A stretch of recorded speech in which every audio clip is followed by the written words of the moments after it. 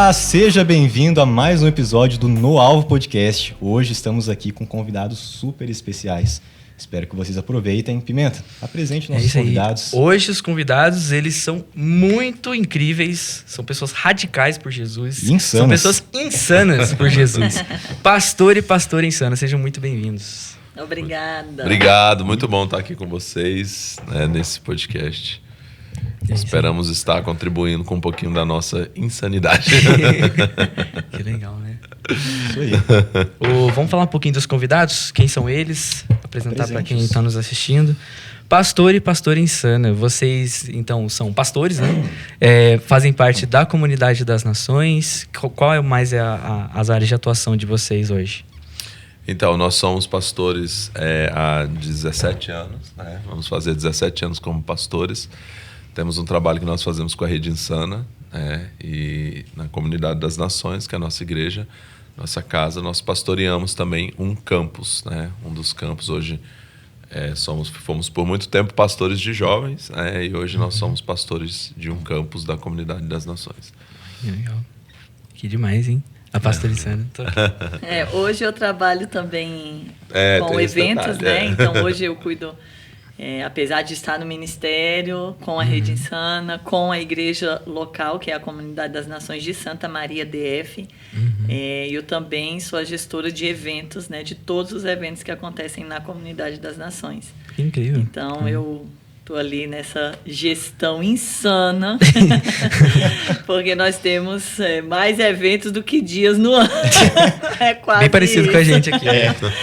Vocês toda, também são muito já percebemos. assim, Bem né? parecido, bem parecido. Eventos ministeriais, então a gente está lá, mas Deus tem dado graça, né? Amém. Em tudo. Que incrível, né? Aqui a gente gostaria de saber da história de vocês, né? Agora, para começar, para a galera conhecer mais vocês. Conta como vocês se converteram, né? O pastor Insano, ele já contou, né? Que nós estamos tendo uma conferência, né? Para vocês que estão assistindo. Bem lembrado. Né?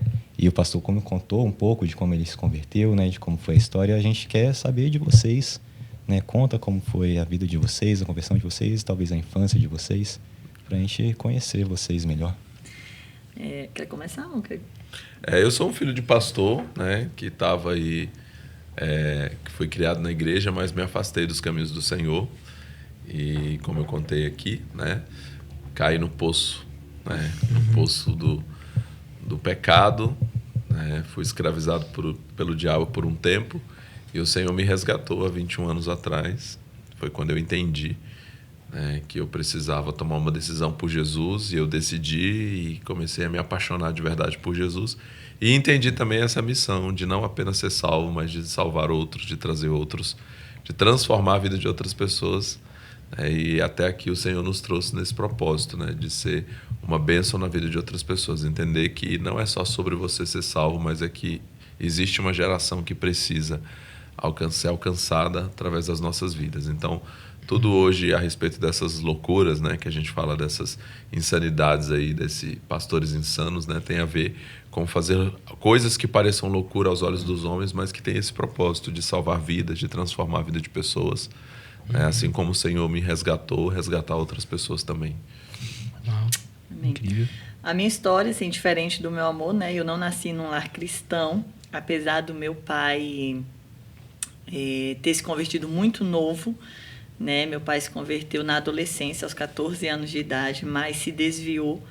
Então, quando eu nasci, ele não estava, né, inserido num contexto eclesiástico de igreja, mas sempre me apresentou quem era Jesus muito cedo. Então, eu sempre vi meu pai lendo a Bíblia, ele cantava músicas cristãs dentro de casa, mas um contato com a igreja mesmo eu vim ter já ali na minha pré-adolescência, com 9, 10 anos de idade, quando a minha mãe se converteu, né? E aí, num processo de 2 anos, até o meu pai vir para a igreja. Foi quando eu tive esse contato com o evangelho, de fato mesmo, dentro de uma igreja, né? Mas eu costumo dizer que por muitos anos eu conheci a igreja de Deus e não o Deus da igreja. E existe uma grande diferença entre você conhecer a igreja, você conhece as músicas da igreja, você conhece a programação da igreja, a doutrina da igreja, mas você não conhece o Deus da igreja.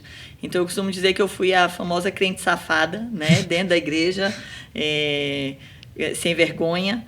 Então, eu estava dentro da igreja, mas vivia uma vida longe de Deus, né? Sem princípios, sem viver os princípios de Deus, apesar de estar dentro da igreja. E até o dia que eu encontrei Jesus mesmo. E foi um encontro real que eu tive com Deus, porque por alguns anos eu ocupava cargos de liderança dentro da igreja, né, de pequenos grupos, de grupos familiares, e eu cuidava de adolescentes e apresentava um Deus para eles, o qual eu não conhecia, né, de relacionamento, mas apenas de ouvir falar e de uma boa oratória. Até o dia que eu cansei disso, e foi um cansaço mesmo. E eu entrei dentro do meu quarto, né, numa tarde, e eu falei: Deus, eu estou cansada de ser uma farsa, né, de ocupar um cargo, de ocupar um lugar, mas não conhecer o Senhor. E eu falei: eu preciso que o Senhor se revele a mim. E eu disse para Deus naquela tarde, eu falei: se o Senhor não me visitar nesse lugar, eu não vou sair daqui, eu vou morrer dentro desse quarto. E eu costumo dizer que é fácil saber que Deus me visitou naquela tarde, porque eu estou aqui, né? Eu não morri naquela tarde. E foi a primeira experiência que eu tive com Deus, com muita força. Deus entrou naquele quarto. Eu lembro que eu coloquei um sonzinho, um CD tocando, né? Ainda existia CD. e eu coloquei Antônio Cirilo tocando Cetro de Justiça, e eu coloquei no repete.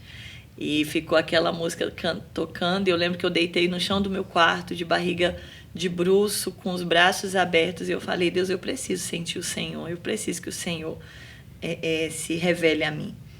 E naquela tarde, Deus entrou no meu quarto, Deus me visitou. Eu lembro que eu abracei assim os meus joelhos, e eu senti como se Deus me pegasse no colo.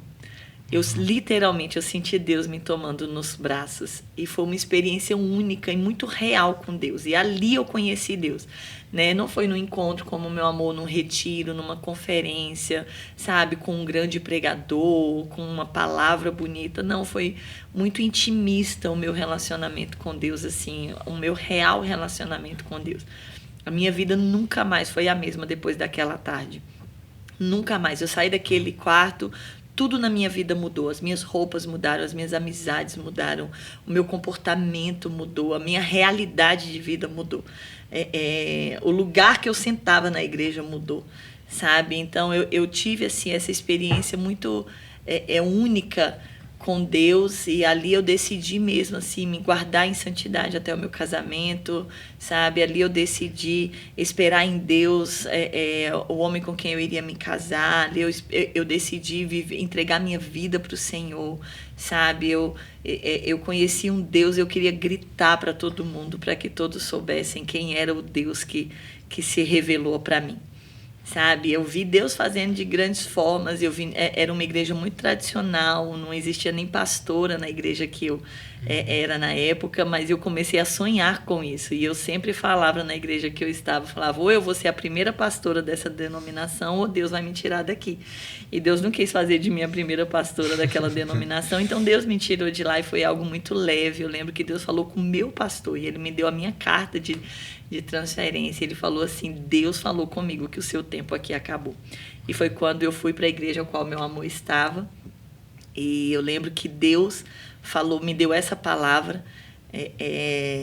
Eu trabalhava na Caixa Econômica Federal em Brasília, e eu trabalhava com financiamento habitacional, e eu estava atendendo uma moça que nem de Brasília ela era de Goiânia. E eu lembro que eu falei assim para alguém, eu falei: hoje eu vou na igreja da minha irmã, porque a minha irmã já era da igreja dele. Ele ganhou meu cunhado para Jesus, que era ateu, ele namorava minha irmã e era um ateu, promotor de festas em Brasília. E meu amor ganhou ele para Jesus, e ele foi para a igreja dele, minha irmã acompanhou, que eles estavam noivos, meu irmão estava desviado, e meu amor ganhou ele para Jesus. Nossa. E eu trabalhando na igreja com os meus pais, né? Depois a gente entra nesse testemunho nosso, né? Eu estou falando aqui do meu testemunho. Mas eu lembro que eu estava trabalhando, e uma moça de Goiânia, quando eu disse assim: eu vou na igreja da minha irmã, ela falou assim, virou do nada, disse assim: Deus manda te dizer que lá é o seu lugar, que Deus vai levar você para lá. Você e o seu marido, que lá já está, serão usados para curar vidas e restaurar famílias. Então Deus coincide, né, organizou tudo, assim, foi um alinhamento cósmico, quântico, daquela tarde, sabe, onde Deus me visitou com muita força, onde Deus mudou a minha vida. Eu acredito que ali Deus estava me preparando para aquilo que nós vivemos hoje, eu não tenho dúvida disso, né, no ministério, no nosso casamento, e eu sei que é só o início do que Deus ainda vai fazer em nós e através de nós, né? Mas hoje eu olho e eu falo, Senhor, eu faria tudo de novo. Sabe? Eu entraria naquele quarto de novo, eu viveria tudo de novo, aquela experiência de novo, para viver tudo que Deus tem feito. E aí aqui chegamos. Uau! Meu Deus do céu! Até aqui nos abençoou o Senhor. Que experiência forte, né? Muito legal. Então vocês se conheceram oficialmente lá em Goiânia. Então... Não. A gente se conheceu em Brasília mesmo. Brasília. A mulher que eu estava atendendo era de Goiânia. Ah, sim. Mas tá em aí, Brasília. Mas em Brasília. Tá aí uma pergunta, vocês são naturais de onde? De Brasília? Eu, na verdade, eu sou nascido em Contagem, Minas Gerais, né? Sou mineiro. Você é mineiro. Porém, entretanto, no entanto, portanto, todavia, eu saí de Minas Gerais com 2 anos, né? De Contagem. Meus pais foram para lá, passou um tempo lá e foi o tempo que eu nasci. E aí já voltaram de novo para Brasília. Então, eu me considero mais de Brasília, né? Do Gama especificamente. Do Gama, vocês ainda vão ouvir falar muito dessa cidade. O Gama é a cidade satélite. Né? Ele foi com 2 anos para Brasília só para me encontrar, porque eu estava ela nascendo no nasceu. Gama. Nesse período que eu voltei, ela estava nascendo. Quando ele chegou no Gama, eu estava ela nascendo. Ela nasceu no Gama, então... ela é do Gama. Nossos filhos são do Gama também. Então, toda a nossa história foi construída, né? O nosso ministério, o projeto todo que Deus nos deu, tudo começou no Gama ali, nessa cidade. E então, eu me considero mais do Gama do que de Minas. Muito bom. Eu tenho alguns parentes lá, vou até mandar um abraço para minha tia Fernanda, meu tio Renzo, Arthur e Pedro, que são hoje moradores de Formosa, Goiás, uma das cidades do lado, lá pertinho de Brasília. E semana que vem eu estarei aí. Olha só. Estarei pertinho de vocês também, vou fazer uma visita lá. E é curioso, né? A gente vê que, como a gente vive aqui no Sudeste, né? A gente não tem dimensão do tamanho do nosso país e de quão longe as pessoas podem chegar. Né? É isso mesmo. Eu lembro quando eu nunca saí daqui do... Os únicos estados que eu tinha visitado na minha vida foi Rio de Janeiro, lugar que eu nasci em Resende, no interior. Já pregamos em Resende. Eu fui para Minas e para São Paulo, eram os únicos estados do Brasil que eu tinha ido. E aí, em 2021, a minha tia, que mora lá, ela falou assim, não, vem pra cá. E aí eu fui pra Formosa e foi um choque de realidade, porque assim, aqui a gente tem muita serra, muita coisa. E aí eu desci no aeroporto, a minha tia me buscou lá e na rodovia, indo pra Formosa, não tinha nada. De um lado do outro era o chão, o céu. Era estranho de ver, porque assim, a gente sempre pegava a Dutra e era serra pra um lado, serra pro outro, matagal, floresta. E aí, de uma hora pra outra, é só um campo. E o céu. É muito legal. Brasília é tudo muito plano, a gente quase não tem morro. Eu assustei com a terra vermelha de lá também. Eu tenho uma irmã que mora em Campo Grande, Mato Grosso do Sul. Já é outra realidade também. Bem... muito bom. Mas, cara, que testemunho incrível, né? De ouvir a pastora Insana falando. E aí eu queria saber agora do Insano. Como que foi o seu envolvimento no ministério? Porque, assim, a parte da liderança de jovens, como que foi transicionando, assim, a abrangência da sua atuação no ministério? Então, as coisas sempre foram acontecendo, assim, muito Deus fazendo mesmo e nos movendo. Né? Então, nada muito planejado, nada muito...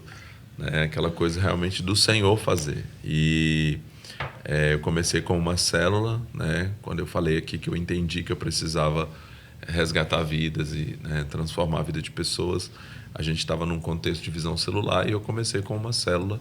E a partir dessa célula... só que eu sempre fui muito dessa pegada da criatividade, de fazer algo diferente. Eu sempre gostei de fazer coisas diferentes. Então, quando eu era menina, eu fazia gibis à mão, de histórias em quadrinhos. Eu criava personagens, escrevia livros, inventava filmes. Então, eu sempre tive muito dessa parte artística para esse sentido, como contador de histórias, como essa questão desse estilo, né, voltado para a literatura, para essa coisa assim. E aí, com isso, né, quando eu comecei a liderar a célula, eu comecei a ter ideias de fazer de uma forma diferente, né? De fazer uma forma diferente para comunicar o evangelho, para, né, de alguma forma atrair pessoas e ganhar pessoas. E dessa forma nasceu a Célula Insana, né? Que foi uma ideia de usar a linguagem mesmo na galera, né? De fazer uma coisa diferente, insano no sentido de, uau, muito doido isso, né? Alguma coisa assim. E então de sair daquele formato para a gente poder ir para uma coisa diferente. E foi quando, né, veio essa ideia de fazer uma célula na rua, que era algo totalmente diferente para o tempo ali, né? A gente não tinha o que a gente tem hoje, até de acesso, conhecer o que estão fazendo por aí, porque não tinha as redes sociais. Então, não tinha, se tinha movimentos de rua, não tinha conhecimento. Foi algo que o Senhor me impeliu a fazer. E aí fizemos a primeira célula insana, que meu amor participou também dançando. Nossa. Né, fazendo uma apresentação. Eu dançava street dance, gente. Nossa, revelações. Não tínhamos nada ainda nessa época. Mas aí, como ela também estava no mesmo contexto ali de célula, junto com a irmã, junto com, né? Então a gente fez e teve a apresentação dela e de outras pessoas que apresentaram. Então foi uma célula insana que repercutiu muito por ser diferente e que acabou se tornando depois a rede de jovens da igreja. Então o projeto começou a crescer e aí aquilo que seria só a célula começou a rede de jovens. E eu comecei a liderar a rede de jovens junto com outros líderes, que depois também esses outros líderes não ficaram e acabou que ficou comigo. Logo nós casamos logo em seguida e aí a gente já emendou na rede de jovens. Conduzindo. E aí a Rede Insana se tornou a rede de jovens do ministério. Quando aí, nós casamos, 5 meses nós fomos ordenados a pastor. Nossa, e nós fomos viver integral do ministério. Então, desde que casamos, nós passamos a viver integralmente do ministério como pastores. Nossa. E aí nós ficamos por anos pastoreando, né, a rede de jovens, com um trabalho muito, muito ativo mesmo, né, com cultos temáticos, né, semanalmente. Toda semana era um culto temático diferente, com temas insanos, né, como jogos mortais, cadeira elétrica, striptease insano, a igreja vagabunda, cachorros da igreja, babá assassina, noiva cadáver. Esses são os temas dos cultos, né, que a gente fez aí por anos, toda semana. Toda semana tinha uma decoração diferente, a gente virava a igreja de ponta cabeça, fazia uma decoração no púlpito, uma decoração na entrada, ia pra rua, fazia divulgação, espalhava cartazes. Vocês falam muito, cortando rapidinho, amor. Vocês falam, né, que vocês batem muito nessa tecla da questão da corte, né, do relacionamento. Nós fizemos uma rede uma vez chamada Sexo Mortal. E na entrada da igreja nós colocamos uma cama com os lençóis ensanguentados, um casal deitado como mortos ensanguentados nessa cama. E nós fomos falar a respeito de como o sexo fora da vontade de Deus, como um relacionamento fora da vontade de Deus pode ser mortal, pode ser fatal, né, na vida de um jovem, na vida de um adolescente. Então isso assim, era uma expectativa toda semana, porque nós divulgávamos o tema, mas as pessoas não tinham noção do que nós iríamos tratar. Qual seria a decoração? Todo sábado tinha uma decoração na igreja. Qual seria a da vez, né? O que estaria esperando a gente? Então, gerava-se essa expectativa muita na juventude, muita curiosidade. Tanto que o símbolo da Rede Insana é uma interrogação, né? Por causa da influência de uma banda de rock que é Delirious, que é uma pergunta, né? Delírio, né? Tipo, e essa banda me influenciou muito logo nesse início. E aí eu usei a ideia da interrogação com a questão da curiosidade, né, no sentido de insano, né? Do jeito que ele falava delírio, né? Tipo, Deus é um delírio, né? Delírio. Então é insano, né? E aí a gente trabalhou muito com essa ideia da interrogação, da curiosidade. E ficamos, né, aí por anos fazendo esse trabalho, né, mais à frente, bem agarrado mesmo, bem puxado. E com pessoas sendo alcançadas, e isso começou a tomar proporções que a gente não imaginava, de influenciar outros lugares, né? Então, hoje, por exemplo, a gente chega nos lugares e tem tambor de metal no púlpito, como o púlpito da igreja, o púlpito da Rede Jovens, coisa que eu comecei lá atrás, foi o primeiro ali, que se tem pelo menos notícia que eu sei, porque eu não copiei de ninguém, né? Foi uma ideia mesmo de colocar tanto que o nosso símbolo da Rede Insana é um tambor de metal com a interrogação.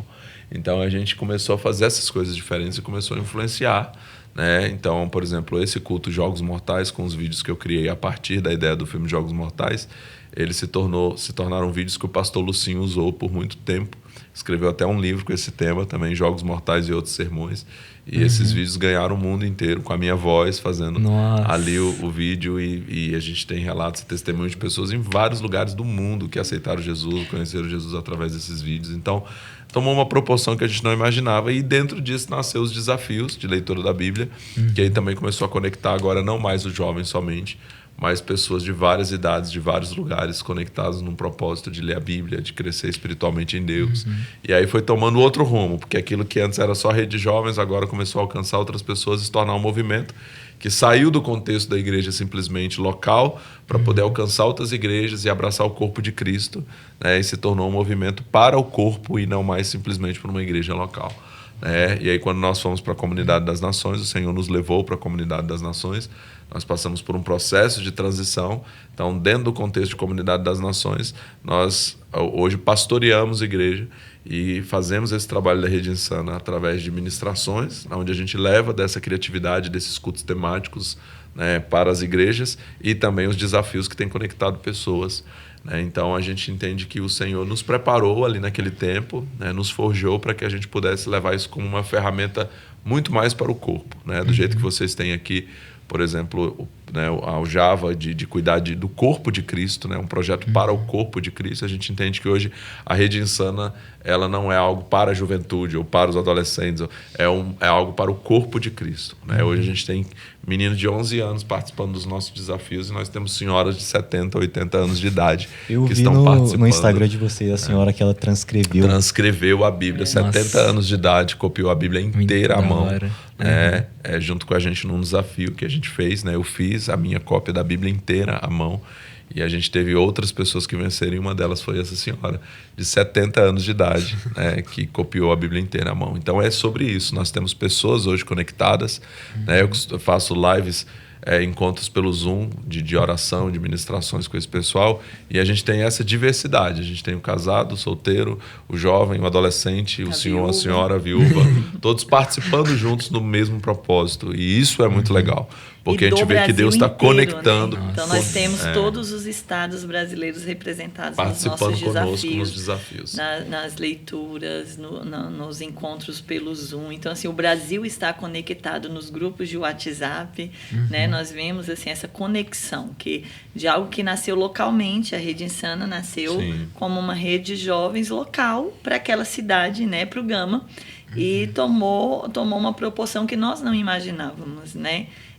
De como Deus ia fazer. Então, hoje, apesar de estarmos inseridos dentro de um contexto, de um ministério, como a Comunidade das Nações, que é fantástico, né? Que estica você, né? Desafia todos os dias. Nós temos, paralelo a isso, aquilo que é como o propósito de Deus para nós mesmos, né? Esse chamado.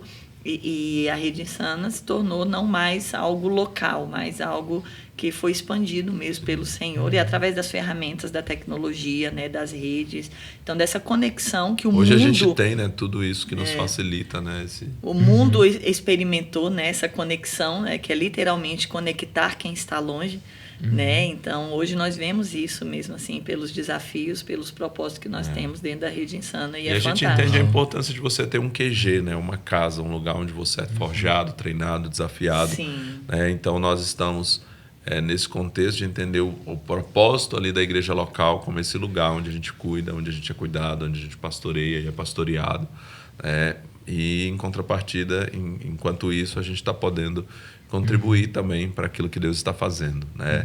Hoje, mais do que nunca, a gente tem muita consciência de o papel de cada um dentro desse corpo, né? A convergência de cada um, entender que cada pessoa ali vai ter, né? Cada ministério vai ter a sua contribuição dentro do corpo. Então, a gente vê que hoje a gente pode, de alguma forma, contribuir com um pouco dessa coisa da criatividade. A gente vê que nada disso foi em vão, né? Então, todos aqueles anos fazendo cultos temáticos, hoje a gente pode contribuir gerando nas pessoas esse dinamismo, essa criatividade, entender? A gente pode fazer diferente, né? A gente pode fazer uma temática aqui diferente, a gente pode ousar aqui fazer algo diferente com propósito para salvar pessoas, para transformar a vida de pessoas. Então, tudo foi, né, com um propósito de nos trazer até aqui. Então, a gente percebe que toda essa caminhada foi né? Deus contribuindo e tudo que a gente foi vivendo, foi construindo para que hoje a gente possa chegar aqui e entender mais do que nunca o nosso propósito e a nossa identidade no corpo de Cristo. Eu acho quando eu conheci vocês, primeiro eu conheci pelo YouTube, fui assistindo algumas ministrações, né? E o que eu mais achava incrível das ministrações de vocês, da atuação, era a criatividade. E essa é uma área que me toca muito, porque assim, eu tô me formando em publicidade. E aqui na igreja, eu sou líder de jovens também, aqui da liderança, e essa é a área que eu mais atuo, é de fazer essas coisas de pensar em ideias diferentes, seja porque eu sou da área da mídia, então eu faço muita coisa da mídia. Uhum. Então, isso que eu vi no ministério de vocês, eu achei incrível. De pensar, eu pensava comigo, cara, como eu não pensei nisso também, né? Dava esse sentimento, eu pensava, cara, eu queria ter esse nível de criatividade, entende? Então, essa é uma das coisas que eu achava mais tocante, assim, na atuação de vocês. E uma coisa que eu queria perguntar, assim, para vocês é como que vocês veem a diferença, porque vocês falaram que hoje pastoreiam uma igreja, um campus, né? Sim. Uhum. Como que vocês veem a diferença da atuação, tipo assim, entre o campus e a Rede Insana? Como que para vocês, a experiência de vocês, assim, hoje tendo essa... A Rede Insana que você fala do divisão. Que é hoje? Ou... Ah, sim. Tipo assim, para falar com jovens, da forma como vocês têm falado aqui na nossa igreja agora, né, na conferência, mas também pastoreando o campus, como essa divisão, entende? Como tem sido para vocês? Da linguagem. Vocês da até atuação. comentaram, o senhor comentou ontem, que a criatividade... Senhor. Né, a criatividade, ela é uma forma de comunicar, né? Até o senhor falou ontem, se a gente comunica da maneira errada, a gente não atinge, né? Então, a criatividade de vocês foi uma estratégia.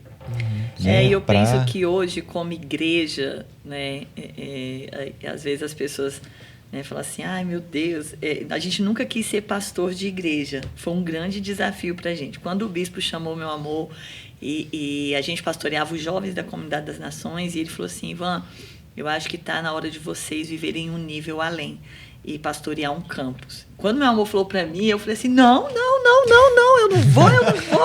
Fala para ele tá ficando doido, eu não vou. Realmente nunca quis isso. Nunca quis ser pastor de uma... Eu amo pastorear jovens, eu amo pastorear adolescentes, né? Eu me sinto uma eterna jovem. Eu tô com 38 anos de idade, não parece, eu sei.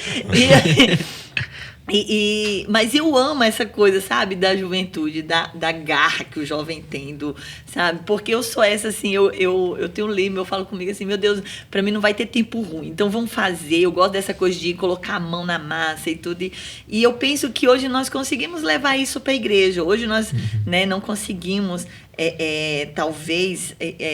está tão atuante nessa coisa assim ainda do pastoreio local, até pelas demandas que nós temos, né, que nós temos com a sede, nós temos com a rede, mas o que nós conseguimos projetar, eu vejo o quanto que a igreja, no geral, eles querem essa comunicação assertiva.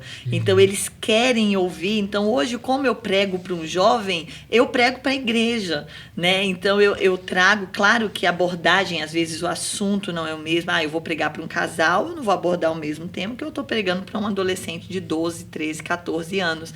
Mas a criatividade e a linguagem, ela precisa ser o mais acessível a todos. Eu penso que o que Deus nos forjou muito nessa nossa caminhada é a linguagem acessível, né? Então, como pastores hoje de uma igreja, eu tento comunicar de forma assertiva com todos. E isso nasceu muito nesse pastoreio. A gente não faz os cultos temáticos localmente sempre, né? Às vezes eu ainda faço uma pregação, né? Mas a gente procura fazer ilustrações e é sempre assim, né? Procura fazer uma forma dinâmica, diferente, criativa, para ilustrar as mesmas verdades de forma diferente. Eu costumo dizer que a gente nunca vai mudar a mensagem, mas a gente sempre, você que é do ramo da publicidade. Nunca mude a mensagem, mas sempre mude a forma de passar a mensagem. Porque quando a gente se acostuma com a mensagem, ela perde o impacto que ela tem. Então você precisa procurar uma forma diferente de dizer a mesma coisa. E isso que a gente tem feito. Eu basicamente prego a mesma coisa, só que eu prego de formas diferentes. Se você pegar, às vezes tem 5, 6, 7 mensagens minhas que elas tratam-se da mesma coisa. Às vezes ali é Provérbios 24:11, liberte os que estão sendo levados para a morte, socorra os que caminham trêmulos para a matança. Mas para falar disso, um dia eu fiz o culto ratoeiro, um dia eu fiz o culto cadeira elétrica, um dia eu fiz o culto jogos mortais, eu fiz o gancho, que são cultos diferentes, com temas diferentes, decorações diferentes, textos diferentes para falar da mesma coisa. Então, e a gente traz isso hoje, dentro do contexto de igreja, a gente aplica isso. E eu até brinco com algumas pessoas, eu chamo muito o pessoal da nossa igreja de jovem. Jovem, boa tarde, jovem, tudo bem, jovem? E aí, jovem? E eu chamando ele de senhor. Eu falo, eu sou pastor de jovens, viu, gente? Então, e a gente tem essa experiência, porque é engraçado que as pessoas pensam assim, meu Deus, lá na igreja dos pastores devem ser somente jovens. E não, nós temos senhores e senhoras assim, de mais idade, e às vezes eles nos procuram e eles dizem... e eles dizem assim, olha, a gente se sente mais jovem com vocês. Mas teve o nosso sábio, pastor Hugo, há uns cultos atrás, ele ministrou e ele falou assim, ele foi dar palavra de oferta e falou assim, olha, estamos aqui com muitos jovens e os que são jovens há mais tempo. Há mais tempo. Teve alguém que me procurou e falou isso aqui hoje, jovens, talvez seja ele. Alguns jovens há mais tempo. Eu penso que é o seguinte, tem pessoas lá fora, quando eu falo lá fora, pessoas que não têm a revelação que a gente tem, que não nasceram de novo, que não se converteram, que às vezes entende isso melhor do que a gente. Por exemplo, a gente tem algumas mensagens, eu preguei uma vez vestido de Chaves e ela pregou uma vez vestida de Chiquinha. E a gente pregou para ilustrar isso. Falei, olha, o Roberto Bolanos, que foi o cara que fazia o papel do Chaves, ele começou a fazer o papel do Chaves com 42 anos de idade. E ele gastou o resto da vida dele fazendo o papel de uma criança, de um personagem que ele vestiu com tanta força a ideia desse personagem que ele não era lembrado por outra coisa senão por esse personagem. Quando eu fui fazer essa pregação vestido de Chaves, na época ele ainda estava vivo, e eu falei, as pessoas nem sabem nem o nome dele. Ele é o Chaves. Ele é o Chaves. E eu falei, olha, e o Espírito Santo falou para mim, eu falei, eu não posso só falar do Chaves, não, você vai se vestir de Chaves. Por quê? Porque você está falando sobre se entregar por algo. Então não é só sobre falar sobre ele, é você se vestir para você se entregar por essa mensagem, vestir a camisa da mensagem. E da mesma forma como ela foi falar da Chiquinha, a Maria Antonieta de las Neves, que é a atriz que faz ainda hoje o papel da Chiquinha, ela tem mais de 70 anos de idade. E com mais de 70 anos de idade, ela ainda hoje se veste de Chiquinha. Então eu me sinto desafiado por pessoas que eu vejo se entregando tanto por aquilo que é terreno e temporário, e a gente, por aquilo que é eterno, às vezes colocamos essas barreiras, essas limitações. Então, às vezes o cara está com 45 anos dizendo, eu estou velho demais para isso. Quando, na verdade, você encontra alguém como a Madonna, que teve recentemente no Brasil, que eu acho que ela, não sei se ela tem mais de 120 anos já, já perdi as contas. Por aí. Mas você vê a Madonna é uma velha, uma senhorinha, entendeu? Que está ali se entregando completamente, digamos, no nosso entendimento, para o capeta, para o pecado, para a promiscuidade, que é aquilo ali. Entendeu? Então você vê alguém se entregando com tanta força por algo, que é terreno, temporário e até pecaminoso em alguns casos, como esse caso, por exemplo. E a paixão com o que ela faz arrasta multidão de pessoas. E eu me sinto desafiado, sabe? Enquanto que as pessoas às vezes olham para isso, todas as vezes que eu vejo algo assim, ontem eu falei aqui que eu lancei o desafio de leitura da Bíblia em 21 dias, culpa da Madonna e da Anitta, porque quando eu vejo pessoas fazendo loucuras pro diabo, eu falo, eu preciso fazer mais loucuras para Jesus. Então, quando você olha esse nível de entrega que algumas pessoas têm, eu penso isso, sabe? Eu penso que a gente precisa tirar essas barreiras, essas limitações. O apóstolo Paulo fala assim, olha, em Jesus não tem homem e mulher, no sentido de que não tem essas barreiras, a gente que coloca isso, a gente que botou essas limitações. Então o cara pensa, não, eu tô velho demais para isso. Não, talvez você tá velho demais hoje, por quê? Porque talvez não tenha um salário de 5 milhões por show para poder estar envolvido, porque talvez se alguém chegasse para para você e dissesse assim, você tem 50 anos, mas eu quero que você cuide de jovens e eu vou te pagar 5 milhões, você ia dizer, eu sou o cara mais jovem que você já conheceu na sua vida. Né? Então é a motivação. E eu entendo isso, sabe? Eu falo, cara, eu quero me entregar por aquilo que eu entendo que é a minha missão e o meu chamado. Eu quero me doar por completo por isso. Né? E é esse nível de entrega. Então eu sou muito desafiado. Né? As muitas loucuras que Deus já me chamou a fazer, já nos chamou a fazer, elas têm a ver com isso, sabe? De olhar e falar assim, cara... Né? É para subir num tambor e ler a Bíblia no meio da rua, como a gente já fez por várias vezes, ou para encher um supermercado de jovens lendo a Bíblia e as pessoas estar ali fazendo compra e ter 100 jovens lendo a Bíblia dentro do supermercado e as pessoas ficarem impactadas porque tem um monte de gente jovem lendo a Bíblia ali, ou é para me vestir de Batman para pregar como eu já preguei. Eu preguei vestido de Batman na segunda Assembleia de Deus fundada no Brasil, uma igreja de mais de 100 anos em Belém, e eu estava lá pregando vestido de Batman. Né? Por quê? Porque eu estou disposto a obedecer a direção insana que Deus me dá. Né? Deus mandou o profeta Ezequiel passar 430 dias comendo uma comida cozida com cocô. Mandou o profeta Isaías pregar 3 anos pelado. E mandou o profeta Oséias casar com uma mulher adúltera para traí-lo e para ele sentir a dor de ser corno por amor a Deus. Eu falo, ainda bem que Deus me chamou para me vestir de Batman. Né? Mas essa disposição, sabe? Eu não estou dizendo que as pessoas precisam se vestir de Batman, eu só estou dizendo que elas precisam ser loucas o bastante para fazer o que Deus mandar elas fazerem. E às vezes Deus vai mandar você... Né? Se tornar jovem. Às vezes Deus vai mandar você, sabe, fazer coisas que vai parecer loucura. E talvez a gente nunca esteve em uma geração de pessoas tão entregues como a que nós vivemos. As pessoas, elas se entregam por um time de futebol, elas se entregam por um artista, loucamente. Elas entregam a vida dela, elas dão tudo que elas têm por um artista, por um dorama, sabe? Por uma conta no TikTok, por um seguidor, por uma curtida, por um compartilhamento. Elas estão loucas, se entregando com muita força por tudo isso. E, na verdade, é tudo que nós precisamos aqui desse lado, né? Enquanto líderes, é levar as pessoas a se entregarem por algo que é eterno, sabe? Porque o TikTok vai passar, o time vai perder, o artista vai morrer, mas o Senhor, ele é eterno, a vida com o Senhor, ela é eterna, e às vezes as pessoas estão entregando a vida por aquilo que é corruptível. Por quê? Porque nós deixamos de apresentar aquilo que é incorruptível para ela, aquilo que não, sabe, que não vai se acabar, aquilo que vai ser eterno, que vai dar propósito para ela viver e propósito para ela morrer. Então eu penso que esse é... Eu vi um vídeo do Michael Jackson, né, fazendo um show onde ele foi levantado por um guindaste e aconteceu um acidente, esse guindaste caiu e ele quebrou a perna e ele continuou o show e eles só descobriram que ele quebrou a perna quando o show acabou, porque ele continuou o show com a perna quebrada, né, porque ele era apaixonado por aquilo que ele fazia, sabe? Então isso tem no mínimo que me confrontar, de olhar e falar até que ponto eu estou disposto, né, a pregar com a perna quebrada, né? Até que ponto eu estou disposto a me entregar por completo por aquilo que o Senhor me chamou a fazer. Se eu entendo que isso é eterno, que são vidas que são eternas, que eu estou aqui lutando por elas, eu deveria me entregar muito mais, né? Porque é muito mais do que um cachê, é muito mais do que uma curtida, é muito mais do que uma visualização, é muito mais do que um show terreno, é algo que é eterno. Então, por algo que é eterno, vale a pena você ir ao extremo. Jesus foi ao extremo. Né? Jesus não veio a essa terra que abraçou todo mundo e foi para o céu. Jesus morreu na cruz. E a cruz é o extremo. Né? A cruz é a pior pena de morte que alguém já poderia se sujeitar na história da humanidade. Jesus se entregou a esse nível. E a voz, né, do diabo mesmo, usando, né, o pensamento desse século, o humanismo, o conforto, essa ideia de que você não precisa se doar tanto assim. Foi essa voz que veio para Jesus quando ele disse que ia para a cruz. Pedro disse para ele, você não precisa se entregar tanto assim. E ele disse, para trás de mim, Satanás. Porque ele entendia que não era sobre Pedro, mas era sobre um espírito que está por trás de tudo isso, dizendo para você, você não precisa se doar tanto assim.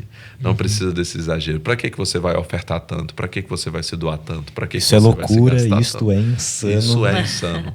Né? Então, de fato, eu costumo dizer que quanto mais esse mundo fica insano, mais insano para esse mundo eu quero parecer.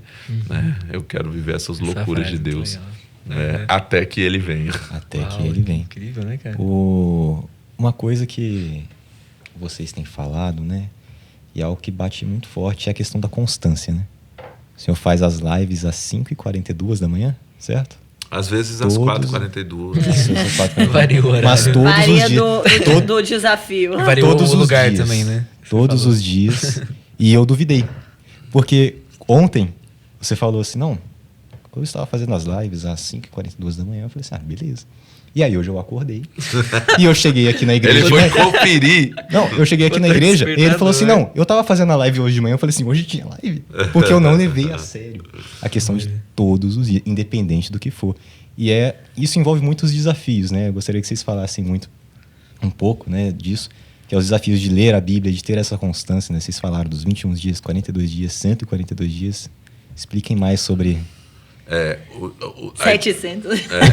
A ideia, a questão do desafio, na verdade, mudou a minha vida, né? Eu era alguém disciplinado em relação à minha leitura da Bíblia. Eu era alguém relapso quanto a isso. Como líder já, como pastor, eu estava na estatística daqueles que abrem a Bíblia poucas vezes por semana, né? E que não tem essa constância de leitura, de tempo com a palavra de Deus. E um dia eu fui confrontado sobre isso, entendi que eu precisava mudar isso na minha vida, né? E também na vida das pessoas que eu estava influenciando como pastor de jovens ainda naquele contexto. E foi quando eu lancei o primeiro desafio, que não era só um desafio para eles, era um desafio para mim. Eu precisava daquilo. Né? E aí nós fizemos o primeiro, o segundo, o terceiro. E o confronto de uma adolescente, né, amor? Ela era uma adolescente, hoje já casada, isso há 14 anos. Uma das coisas, né? Que contribuiu muito, que foi um confronto, que eu lembro que ele chegou em casa falando assim, ele chegou em casa muito revoltado, porque ele tinha ido na camiseteria, na malharia, onde faziam as camisetas da rede de jovens pra gente, né? E aí a filha dos donos dessa malharia estava lá e em um domingo ela leu o livro do Crepúsculo. Praticamente todo. Em um dia ela leu todo o livro do Crepúsculo, praticamente finalizou o livro e ela estava lá, tipo assim, meu Deus, eu li um dia e tal, não sei o quê. E meu amor ficou assim, porque é uma adolescente, sabe? Ele chegou em casa e falou, amor, eu fui confrontado por fazer aquilo. algo. Eu falei, a minha irmã é assim, mas depois eu falo sobre isso. Eu fui confrontado por aquilo. É mais uma vez dizendo assim, todas as vezes que eu vejo alguém se entregando muito por alguma coisa, seja por um time, seja por que quer que seja, eu coloco em xeque o meu nível de entrega. E naquele dia eu fui confrontado e eu falei, eu preciso, né? Ao invés de olhar e criticar e dizer assim, ela está errada, eu disse, eu que estou errado, porque eu podia estar fazendo isso pela Bíblia. E foi a partir daí, então, uma das coisas que motivou o nascimento do desafio, e depois o desafio se tornou uma constância, né? E hoje nós estamos aqui 14 anos depois do primeiro desafio, né? Onde nós fazemos desde 2010, isso foi em 2010 quando teve esse primeiro desafio. Então nós estamos aqui 14 anos depois, e a partir desse desafio nasceram muitos outros, porque eu comecei a entender que quando você decide, né, se você se desafia e você envolve outras pessoas com você nisso, né, e você vai junto ali, você pode descobrir que você pode muito mais do que você imagina. Quando eu me propus, depois de muitas leituras, aí ler a Bíblia já não era mais, né, aquela coisa, já se tornou parte da minha vida, já se tornou parte da minha rotina diária. Então aí eu aceitei o desafio de copiar a Bíblia à mão, né? Por quê? Porque aí eu entendi, eu posso... Né? E isso também é sobre fazer um pouco todos os dias, né? Porque você pega, são 31.102 versículos. E é uma técnica de aprendizado muito boa, né? Porque, na verdade, não existe aprendizado. Literalmente... Não existe aprendizado, na verdade, sem escrever, né? De acordo com os entendidos aí sobre esse assunto, né? O verdadeiro aprendizado é assim, se você não escreve, você não... Né? Alguns dizem até que se você não escreve, você não está aprendendo, né? Você só está lendo, mas o verdadeiro aprendizado, ele passa pela escrita, porque a escrita envolve, né, muito mais da sua atividade motora e das áreas do seu cérebro, enfim. Então, você se desafiar sempre a ir a novos níveis, né? Então, aquilo que antes era tão pesado, né? Por exemplo, acordar para fazer uma live de madrugada era muito mais pesado, né? Antes. Hoje isso já se tornou menos desafiador do que era antes, né? Por quê? Porque a constância, a persistência, ela vai nos levando a esse lugar. E é muito maravilhoso você saber dos resultados das pessoas também, né? Porque aí você começa a ver outras pessoas se desafiando e rompendo seus próprios limites e não param de chegar aos testemunhos de pessoas que, como dessa senhora de 70 anos, copiando a Bíblia toda, ela fez uma cirurgia no braço durante o desafio e ela começou a escrever com a mão esquerda para não parar. Então ela não podia escrever com a mão direita porque a cirurgia foi no braço direito, ela escrevia com a mão esquerda para não parar a transcrição da Bíblia para completá-la. Uma outra que participou com a gente, que venceu o desafio, ela fez a transcrição da Bíblia toda em 8 meses. Ela mora nos Estados Unidos, é uma senhora também. Ela mora nos Estados Unidos, ela trabalha, ela está envolvida na igreja, ela tem filhos, ela tem marido, mas ela copiou a Bíblia toda em 8 meses. E depois ela se propôs a fazer novamente em inglês. Então, enquanto eu copiei a Bíblia toda uma vez em português, em 2 anos ela copiou a Bíblia toda em português e depois em inglês. Então, é isso que nos motiva, né, a ver o quanto que quando nós somos desafiados e aceitamos esses desafios, a gente pode ir além do que a gente imagina, né? Demais. E para participar desse desafio, como é que funciona? www.redeinsana. O editor vai colocar aqui. O editor? Editor, por favor. Entendeu? Coloque assim, www.redeinsana.com.br. Nós temos desafios o ano inteiro. Então, hoje a gente tem muitos desafios acontecendo. Tem desafios que podem ser feitos individualmente, como esse da transcrição. Hoje ele é aberto a todas. Hoje eu recebi e-mail de gente dizendo: eu quero entrar no desafio, me manda o cronograma. Então, tem todo o tempo, tem pessoas entrando nesse propósito de copiar a Bíblia toda. Tem outros desafios que a gente faz coletivamente, né, de leitura da Bíblia, onde a gente tem grupo ali de dezenas de pessoas, centenas e às vezes até milhares de pessoas em um mesmo desafio, ali naquele período, fazendo essa leitura com a gente, ou esse desafio de oração. A gente tem desafios de oração e vários desafios que a gente tem, né? Então, lá no nosso site você pode ficar por dentro de tudo, se inscrever, ser inserido num grupo, né, receber o cronograma e participar com a gente. Aí. Excelente. Posso fazer a pergunta? Aí, ó, temos perguntas da plateia. Querido Thiago Neves. Puxei pra ele. Muito legal o que vocês estão falando, né? A questão de ser insano. E eu tava refletindo aqui 2 coisas que eu sempre me deparo quando eu tô na rua, assim, né? Fora da igreja. Primeiro que assim, a questão do evangelismo, ele é a essência ali pós-ressurreição de Jesus. Então, a ideia é ir e discipular as nações. E aí a gente vê que cada apóstolo vai para um canto do mundo, o apóstolo Paulo envia várias cartas, e o evangelismo até hoje, ele tem que ser muito presente na vida do cristão. E aí, toda vez que eu volto da igreja, o caminho para minha casa, a gente sempre, principalmente depois, domingo à noite, a gente sempre passa em frente a um barzinho. E nesse barzinho, do outro lado tem um canteiro, tem muitos e muitos jovens, que eles quase tomam a rua de tanta gente que tem lá. E jovens que estão usando drogas, estão bebendo, estão perdidos. Então a gente sai da igreja e passa na frente daquele barzinho e fala assim: puxa, graças a Deus a gente não vive essa realidade, né? Mas dentro da gente dá uma vontade de mudar isso, dá uma vontade de poder transformar aquelas vidas, né? Como que vocês veem a questão do evangelismo? Também tem que ser algo insano, tem que ser algo com cuidado? É conveniente um grupo de jovens se juntar e ir, por exemplo, na porta de uma balada ou ir numa fila? Esses dias eu vi, tem uma casa de oração que é de espiritismo de Umbanda, né? E aí tinha uma fila de muita gente, tanto idoso quanto criança estava lá. Eu pensei, nossa, cara, eu não posso entrar dentro daquela casa de oração, mas se eu pudesse falar com algumas pessoas aqui da fila, já seria bom. Como que vocês veem essa questão do evangelismo? É algo insano também? Então, eu penso, a minha forma de evangelismo, né? Eu penso que o evangelismo, ele é, como você disse, é o coração da parada toda, né? A missão, é o chamado, é esse entendimento daquilo que eu mostrei ontem com aquele vídeo, né? Salvar vidas. É muito mais do que trazer alguém para a igreja, realmente é resgatar alguém da morte, né? Do inferno para a vida. Porém, né, eu penso que existem estratégias diferentes, né, e formas diferentes de abordagem. Eu acredito sim que você pode fazer e que toda iniciativa, por menor que ela seja, vai ter um valor, né? Por exemplo, eu gosto muito de dizer às pessoas que Jesus as ama. Isso mudou na minha mente, eu tive essa mudança de mentalidade. Eu achei que isso não tinha não fazia tanto sentido assim, mas eu comecei a ver o poder disso. De você chegar, às vezes, num lugar que uma pessoa te atende e dizer Jesus te ama. O meu filho hoje aprendeu isso comigo, ele faz muito isso.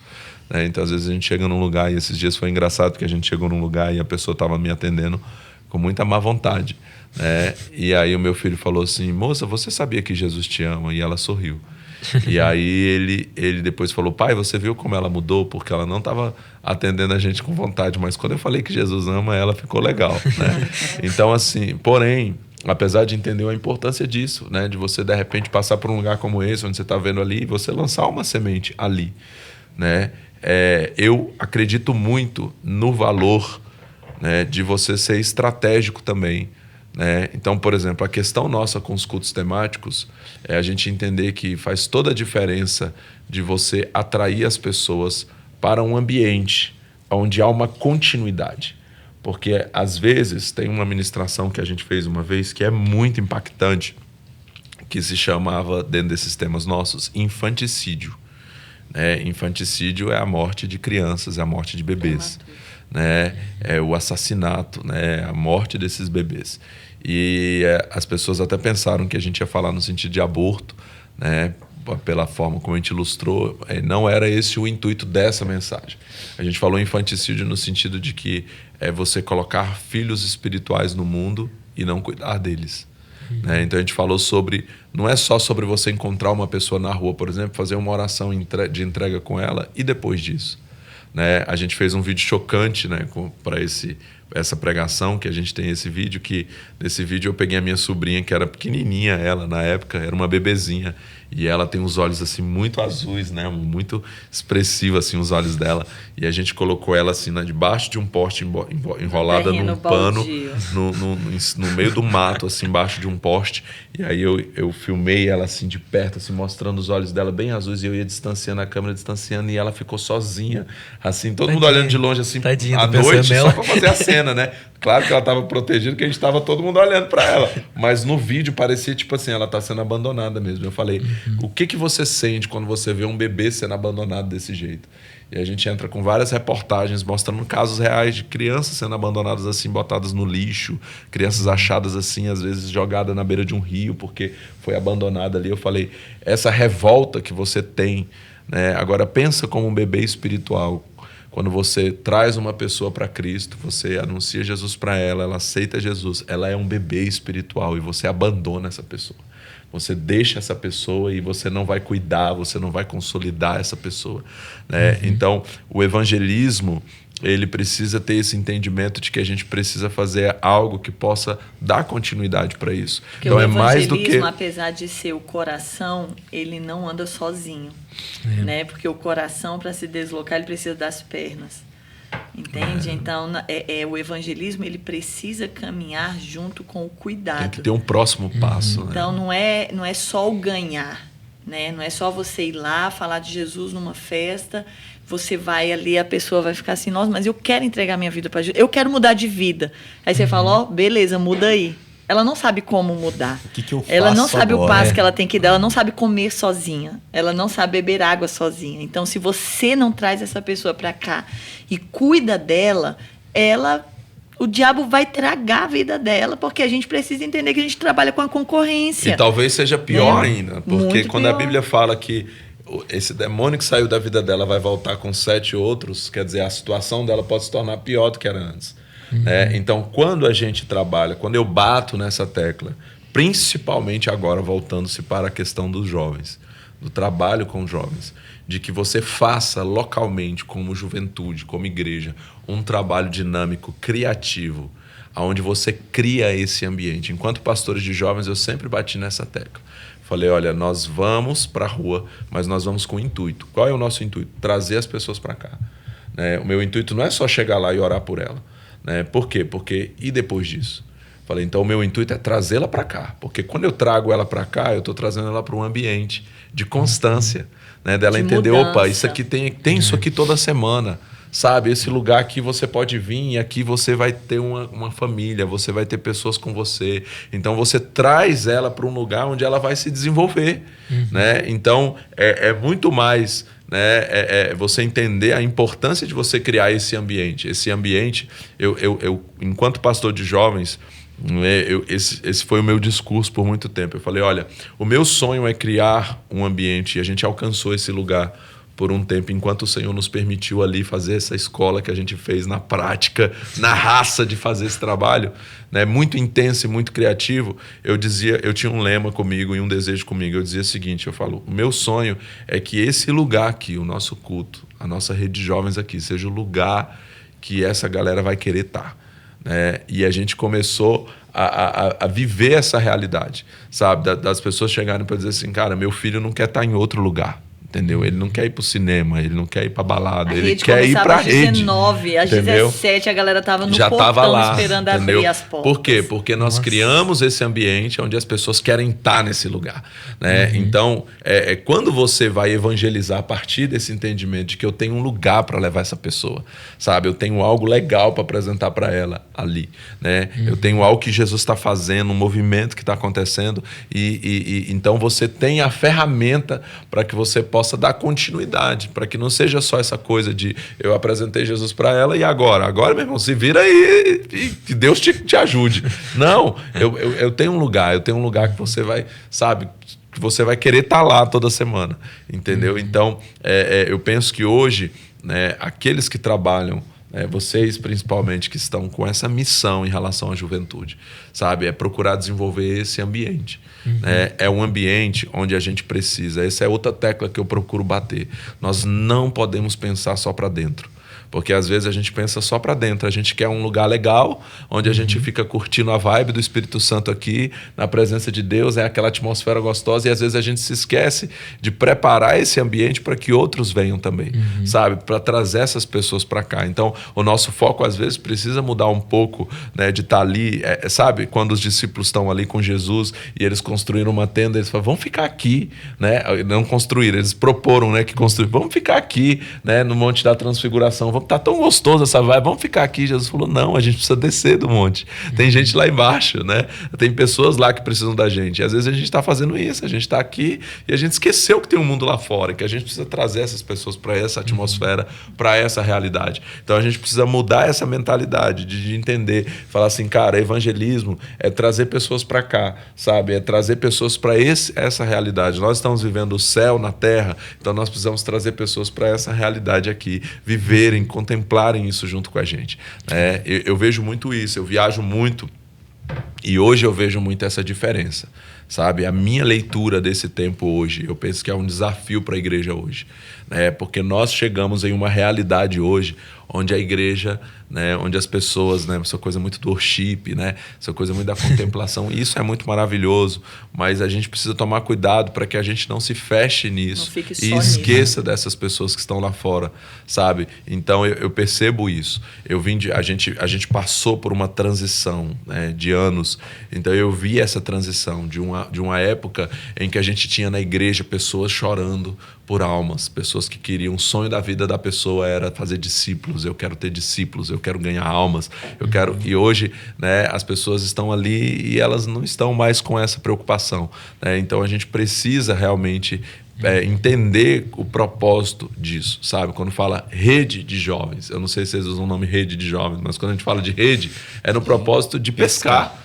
Né? É de pescar em rede, é de trazer pessoas para cá. Então a gente precisa pensar, né, de formas, e isso consolida, né? Porque à medida que a pessoa está aqui dentro, ela está sendo consolidada no processo, porque ela veio, ela foi alcançada e agora ela quer alcançar outros e ela está vendo outros vindo também, e isso vai consolidando ela também, né? E isso é muito maravilhoso.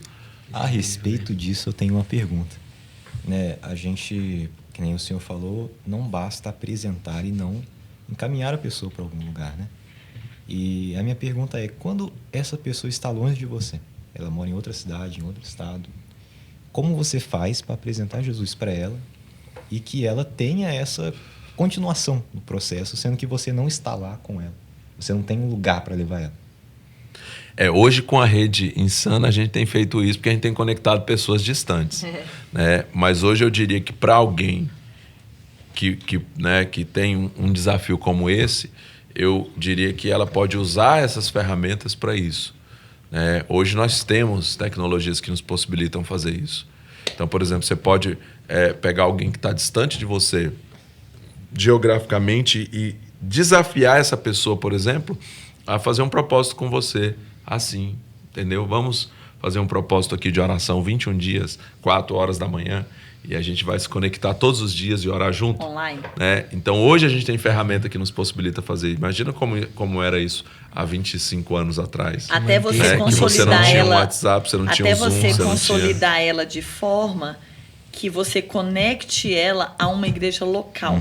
Porque é muito importante. Ela se E hoje, até por igreja. conta, eu acredito que essa ideia do online foi fantástico, né? Assim, a pandemia, a comunhão é necessária. A pandemia ela Sim. alavancou Nada muito essa substitui a companhia, do online, comunhão. mas as pessoas se acostumaram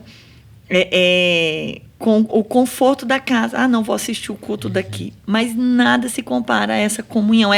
O que mantém a chama acesa não é a brasa distante da fogueira.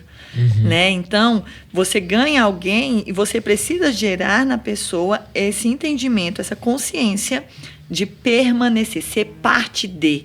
Eu pertenço a.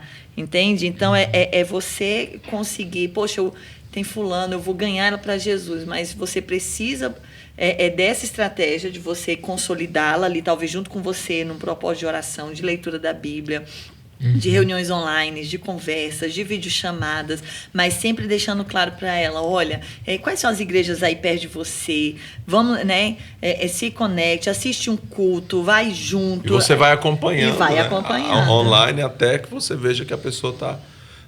Por exemplo, hoje eu tenho uma coisa comigo, por exemplo, né, com essa questão do Instagram, por exemplo, às vezes eu recebo muitos pedidos, né, de doações, de gente pedindo doação de cesta básica, alguma coisa assim à distância. E eu estabeleci algo, né, que até por um direcionamento do bispo na época da pandemia, a gente viu algumas pessoas passando por golpes, né? Até a gente caiu em alguns golpes nesse sentido.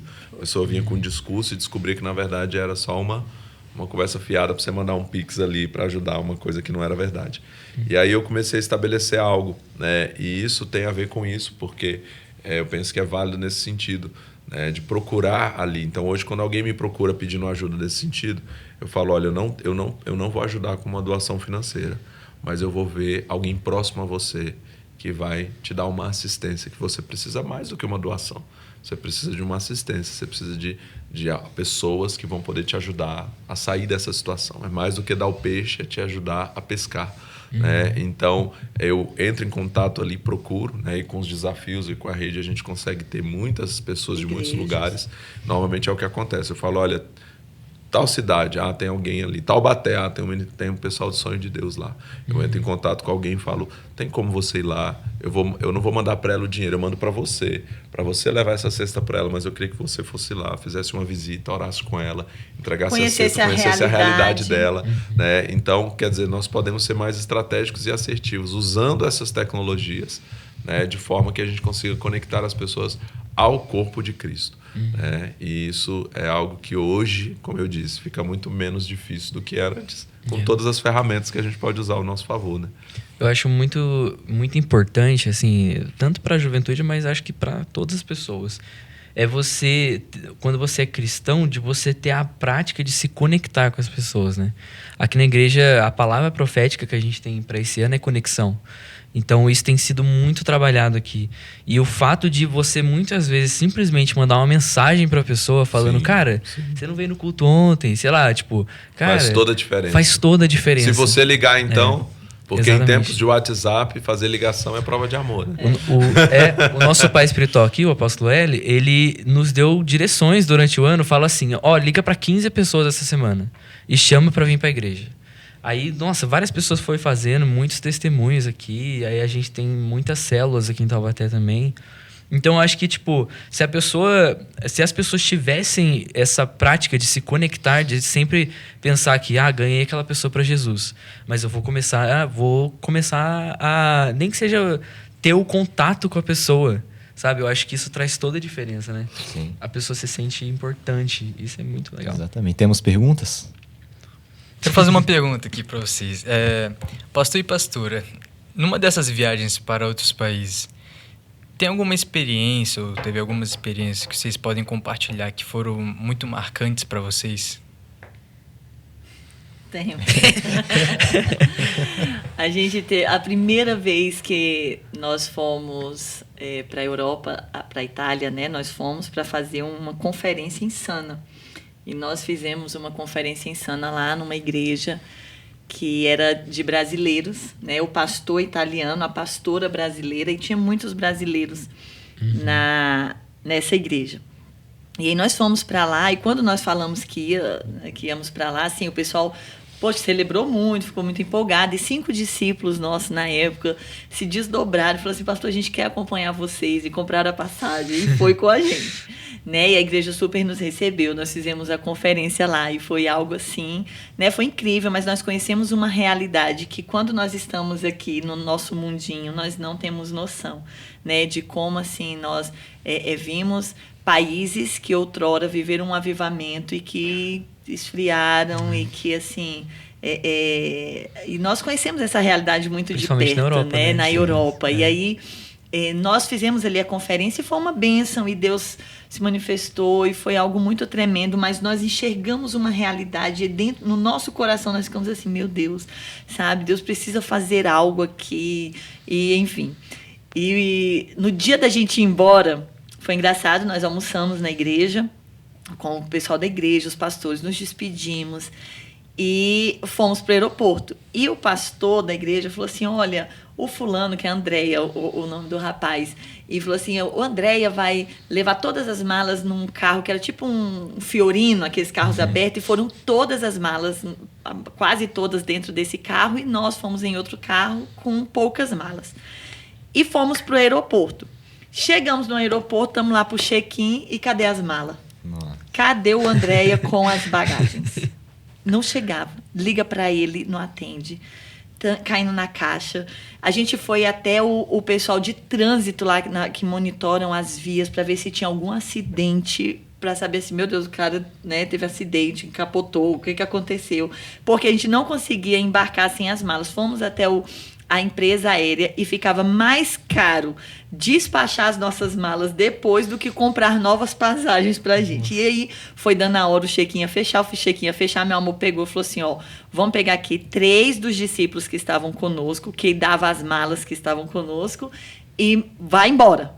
Entra, despacha essas malas e volta pro Brasil. Ficou eu, meu amor, a Radassa, na época a gente não tinha o João, e 2 discípulos ainda que estavam conosco, que não tinha como ir. Quando encerra o check-in, que fecha tudo, que eles embarcam, esse Andréia aparece. De repente, com a cara pra cima. E a gente: meu Deus, cadê onde você tava? E ele: tava lá dentro do estacionamento, esperando vocês chegarem. O celular descarregado. Nossa. Ele ficou lá dentro do carro, apático. Não viu a gente passar. Não viu a gente passar e ficou. Aí ele teve a brilhante ideia, depois de quase 3 horas, descer do carro e carregar o celular dentro do saguão do aeroporto para encontrar a gente. Quando encontrou a gente. Rapaz, eu fiquei com muita raiva no dia. E esse homem começou a chorar na minha frente, um homão, e eles, muito sentimental, aquela coisa. E ele começou a chorar na minha frente. Eu levantei e falei: para de chorar, menino. Para, quem perdeu o voo fui eu. Eu que estou numa terra que não é a minha. Eu que estou num lugar distante da... E eu falei assim: Deus tem um propósito nisso. Deus tem um propósito. E aí, nós fomos para ficar 7 dias lá, ficamos 14. Só que nós já tínhamos feito uma conferência, mas o que nós vivemos nesses 14 dias depois com a igreja foi um avivamento. Foi mais que uma conferência. Nossa. Deus nos manteve naquela nação.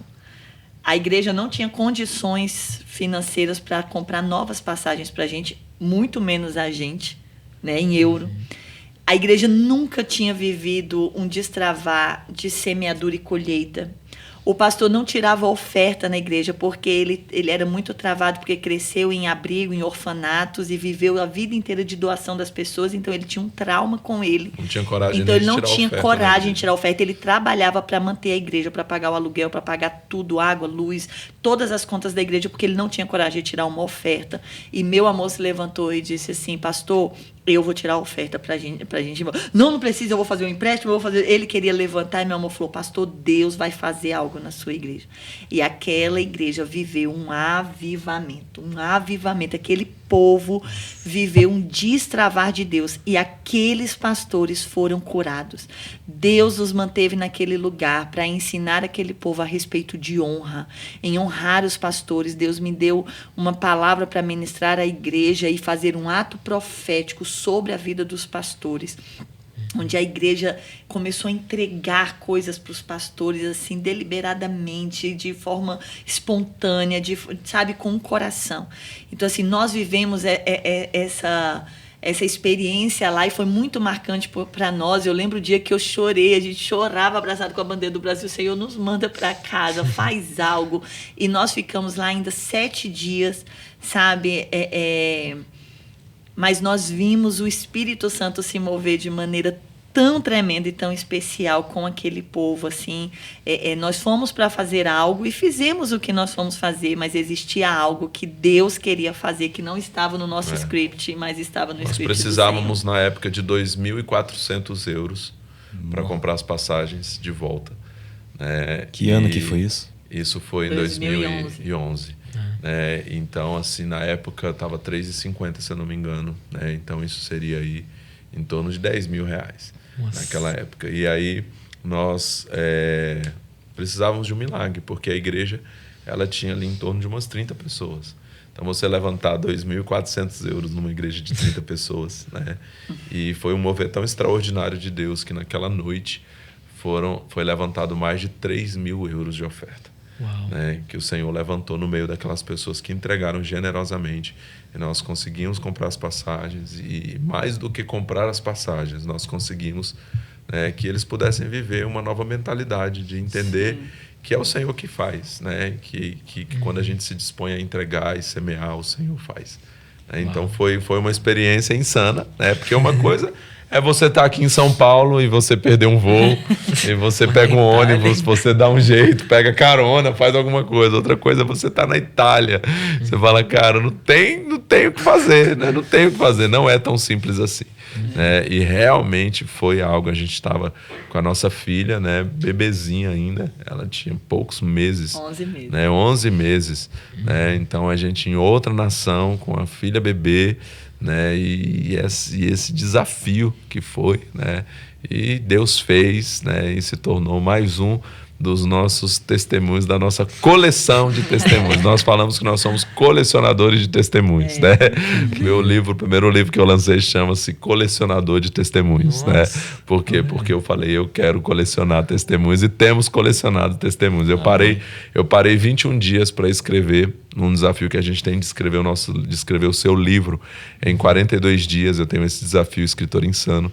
Nós temos mais de 30 livros que foram escritos já nesse desafio, pessoas que nunca tinham escrito nada, e cerca de 18 livros. Conta a respeito dos testemunhos? Não. Cada um escreve o que quer, né?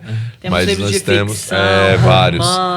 Vários livros. Cerca de 18 livros desses que já foram publicados, né? Alguns por nós, outros pelos próprios autores, e que foram escritos nos nossos desafios. E eu parei dentro desse desafio, e durante 21 dias, dos 42 dias, eu escrevi, e foram mais de 300 páginas de testemunhos. Porque eu falei, eu decidi ser um colecionador de testemunhos. Eu tive que dividir em 2 volumes para lançar em 2 partes, porque ficou um livrão. Não faz essa oração à toa na empolgação, não, porque é muita emoção. Para você viver muito testemunho, você tem muita emoção. Tem muita emoção mesmo. Exatamente. Porque é cada perrengue, chique e não chique, que a gente vive. Eu falo que, na verdade, a gente precisa viver uma vida real, sabe? Experiências reais. Isso é o que faz toda a diferença. Então, quando eu escrevi esse livro, eu falei, olha, eu preguei uma vez uma mensagem dizendo sobre o que você pode falar, né? Sobre o que você tem autoridade, respaldo para falar. Você pode falar sobre semeador e colheita, você tem testemunho de semear e de colher, você tem testemunho de pregar o evangelho e alguém ser liberto, ser salvo. Sobre o que você pode falar, sobre o que você tem autoridade para falar. Você pode falar sobre aquilo que você vive. Então, a gente separou por temas os capítulos desse livro, né? E é isso, cada tema sobre o que eu posso falar, coisas que eu procurei viver na minha vida. E eu falo que são coisas que são testemunhos, são provocados. É você olhar, você ouvir um testemunho desse, você falar assim, poxa, como eu contei hoje de manhã, o dia que eu ofertei o meu carro, né? E como o Senhor me abençoou com isso. E você olhar e falar assim, cara, eu quero viver um testemunho como esse. Né? Então eu falo, os testemunhos, eles são provocados. É quando você vê uma oportunidade, você fala, eu vou provocar um testemunho aqui. A pessoa fala, poxa, a tentação é a oportunidade de pecar. Não, a tentação é a oportunidade de ter um testemunho, de dizer não para a tentação e viver a santidade. Aí vira um testemunho. Né? A oportunidade de semear vira um testemunho de colheita. Por quê? Porque eu vou semear e eu vou colher. Então todos os dias nós temos oportunidades de provocar testemunhos. Aqui na casa a gente fala muito sobre janelas de oportunidade. Janelas de oportunidade. É exatamente o tempo isso. e a oportunidade ocorrem a todos. Todo mundo tem oportunidades todos os dias. Eu queria... vocês, como você falou, vocês têm muitos testemunhos. Eu queria saber a respeito de vocês dois. A gente aqui na casa fala muito a respeito de relacionamento em santidade, sobre a corte. Como que foi o processo de vocês aí para chegar até hoje? Vem pro culto hoje à noite que ela vai contar o testemunho e aí você vai ficar sabendo. Hoje à noite é pelo menos 2 horas para ela contar esse testemunho, entendeu? Não, mas eu vou sintetizar aqui. Posso comentar uma coisa? Eu assisti uma palavra sua que você falava assim, ele chegou em mim e falou assim, você não é nada do que eu pedi pra Deus. Ela vai falar isso hoje. Acredita nisso? Que audácia, né? Assim, nosso testemunho, né, foi tudo muito rápido. Assim, Deus fez muito rápido. Meu amor estava há 4 anos, como ele falou, né, sem pegar ninguém, sem beijar ninguém, sem lamber ninguém, sem tirar o cangote de ninguém. E ele veio dessa vida, né, de muita escravidão, né, na prostituição, na pornografia, no sexo fora da vontade de Deus. Mas quando ele se reconciliou, que ele voltou para o Senhor e ele começou a trabalhar com jovens e ele se tornou esse insano mesmo, apaixonado por Jesus. Então ele falava de Jesus todo o tempo para todo mundo. Ele adicionava pessoas no message dele na época, né, do Gmail, tinha o message. Não, antes do que era Gmail, Hotmail, né? O Gmail, no Hotmail. E aí ele... Não existia o WhatsApp, né, na época, então ele adicionava.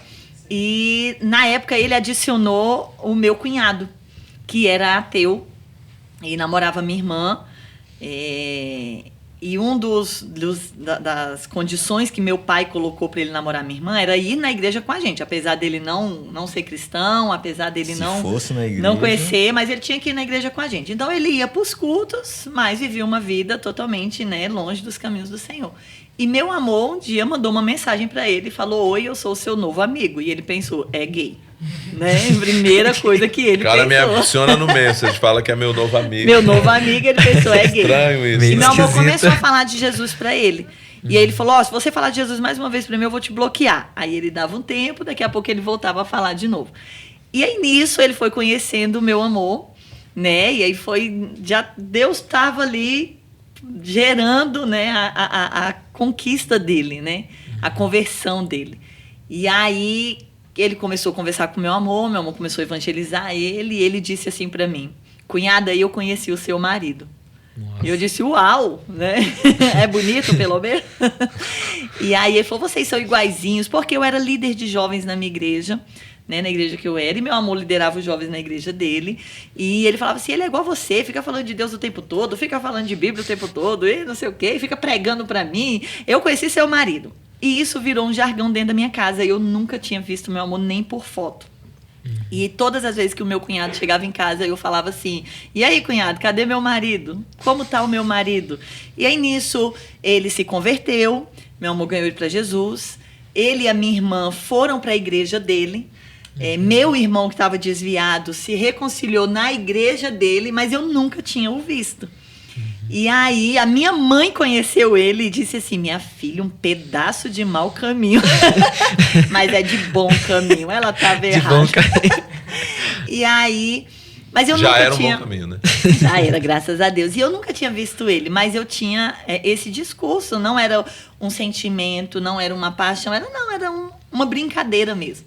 Aí um dia meu cunhado chegou em casa e disse assim para mim...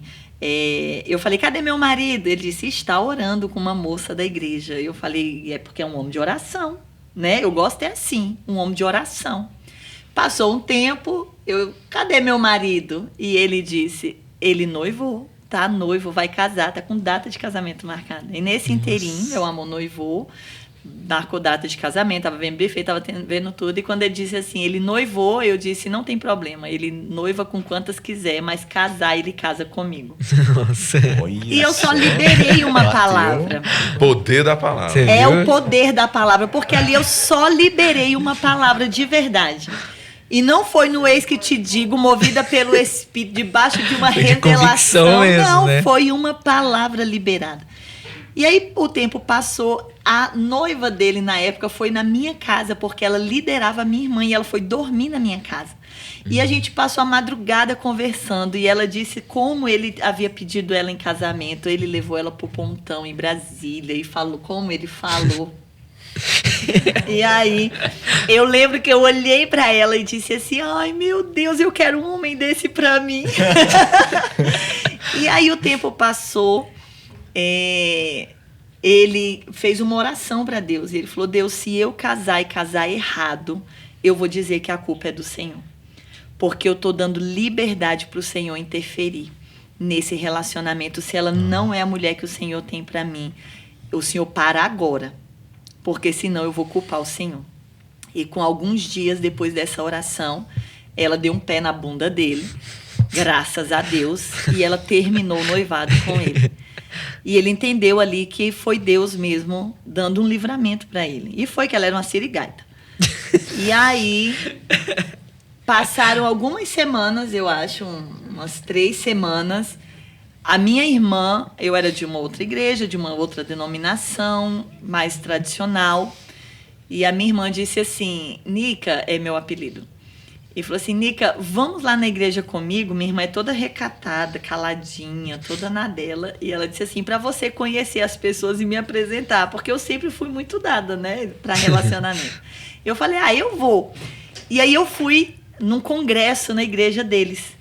Quando a gente já estava lá na porta, ele vinha subindo na calçada, minha irmã disse assim, aquele que é o Ivan. Aí eu olhei e disse assim, dá um caldo. Dá um caldo. E aí nisso, eu fui para a igreja, nós nos conhecemos naquele dia, e eu me apaixonei pela visão da igreja, que era uma visão celular na época. E eu me apaixonei pelo discipulado, e eu conheci pastoras, e eu falei, uau, eu quero ser uma pastora. Olha. Então, aquilo que começou a queimar dentro de mim, mas eu tinha um compromisso na minha igreja, eu tinha uma aliança com a minha igreja, eu tinha um cargo na minha igreja. E aí, quando um dia em casa, eu falei assim pro meu cunhado, eu falei, nossa, mas eu gostei tanto da sua igreja, toda vez que tiver alguma coisa lá na sua igreja que não tiver na minha, eu vou visitar vocês. Ele disse, você tá falando de verdade? Eu falei, tô. Ele disse, tem oração todo dia, 6 horas da manhã na igreja. E não tem nada na sua. Eu falei, meu Deus, eu vou. E eu comecei a ir, né? Mais de um mês eu fiquei nessa oração das 6 horas da manhã. E me apaixonava cada vez mais pela igreja. E ele estava lá todas as manhãs. Às vezes tinha eu, ele e meu cunhado. Às vezes tinha eu e ele. Às vezes eu, ele e os pastores da igreja. Então, assim, ele estava lá todos os dias. E eu estava lá todos os dias. E aí a gente conversava muito, enfim. E aí nesse inteirinho Deus me deu uma palavra no meu serviço que ia me mandar para lá, falou com o meu pastor me abençoou, me liberou e eu fui para a igreja. Quando eu fui para a igreja, de fato, começou um burburinho na igreja. Chegou a mulher do Ivan. Nossa. Nisso, eu numa conversa com ele, informal, ele falou do propósito que ele tinha de só beijar no altar. E eu tinha um propósito paralelo que eu falava assim, como eu vinha desse momento dessa, né, em Deus, dessa experiência que eu tive com Deus, eu falei, o próximo rapaz que eu beijar vai ser o meu marido. Não necessariamente no altar, era o meu propósito. Mas quando eu ouvi dele dizer assim, eu só beijo no altar, eu falei, uau, eu gostei daquilo. E eu falei, eu quero viver esse propósito também. Fiquei para mim. E aí começou esse burburinho. A mulher do Ivan chegou, porque ela é muito parecida com ele e tal, não sei o quê. Ele me procurou. E ele disse assim, olha, o único interesse que eu tenho em você é a amizade. Tem muito burburinho a nosso respeito, mas o único interesse que eu tenho em você é a amizade. De fato, nossa. E eu olhei e eu falei, querido, interesses em comum. Ok. Mas eu estava apaixonada. Eu já estava apaixonada nele. E aí, nisso, o meu cunhado veio conversar comigo. E ele disse assim, cunhada, o Ivan não quer saber de relacionamento por agora, ele saiu de um noivado há pouco tempo, esse ano, isso era mais ou menos setembro de 2006, a gente havia se conhecido em julho. E aí, em setembro, meu cunhado disse isso, setembro para outubro, e ele falou assim, ele só vai pensar no relacionamento o ano que vem. Ano que vem, ele vai orar e vai, né, buscar de Deus um relacionamento. Eu falei, ok. E aí eu fiz uma oração a Deus quando meu cunhado disse isso. Eu falei, Deus, se ele é o homem que o Senhor tem para mim, se esse sentimento que eu tenho por ele vem do Senhor, então em janeiro ele vai me procurar. Janeiro já é ano que vem. Se ele for o homem que o Senhor tem para mim, em janeiro, até 31 de janeiro, ele vai falar comigo. E se ele me procurar dia 1º de fevereiro, eu vou dizer não. Porque eu vou entender que ele não é o homem que o Senhor tem para mim. Eu fiz essa oração. E foi literalmente colocar Deus à prova mesmo. E o ano passou, né? Acabou outubro, novembro, dezembro. Na virada de ano, ele me procura, me dá feliz ano novo. E ele diz assim, eu queria falar muitas coisas para você, mas não é o tempo. Eu falei, podia ser agora, na virada do ano. Pensa no testemunho. Que lindo, né? Rapaz, pensa que o testemunho virou o ano. Já é ano que vem, já passou meia-noite. Mas não foi. Passamos janeiro inteiro, né? Tivemos uma experiência em Goiânia. Nossos pastores pegaram a liderança da igreja, levou a Goiânia, e tinha uma outra moça da igreja que também era apaixonada nele, né? E aí lá a gente teve assim meio que um ruído da palavra profética. Não foi a palavra profética, né? Foi um achismo dos pastores. Um pastor fez uma brincadeira com a gente, falou assim, por que vocês não se casam? Né? Pôs a mão na nossa cabeça, falou, eu vos declaro marido e mulher, num momento lá de brincadeira saudável. Numa brincadeira. E um outro pastor chamou ele no mesmo dia e falou assim, olha, não é ela sua mulher.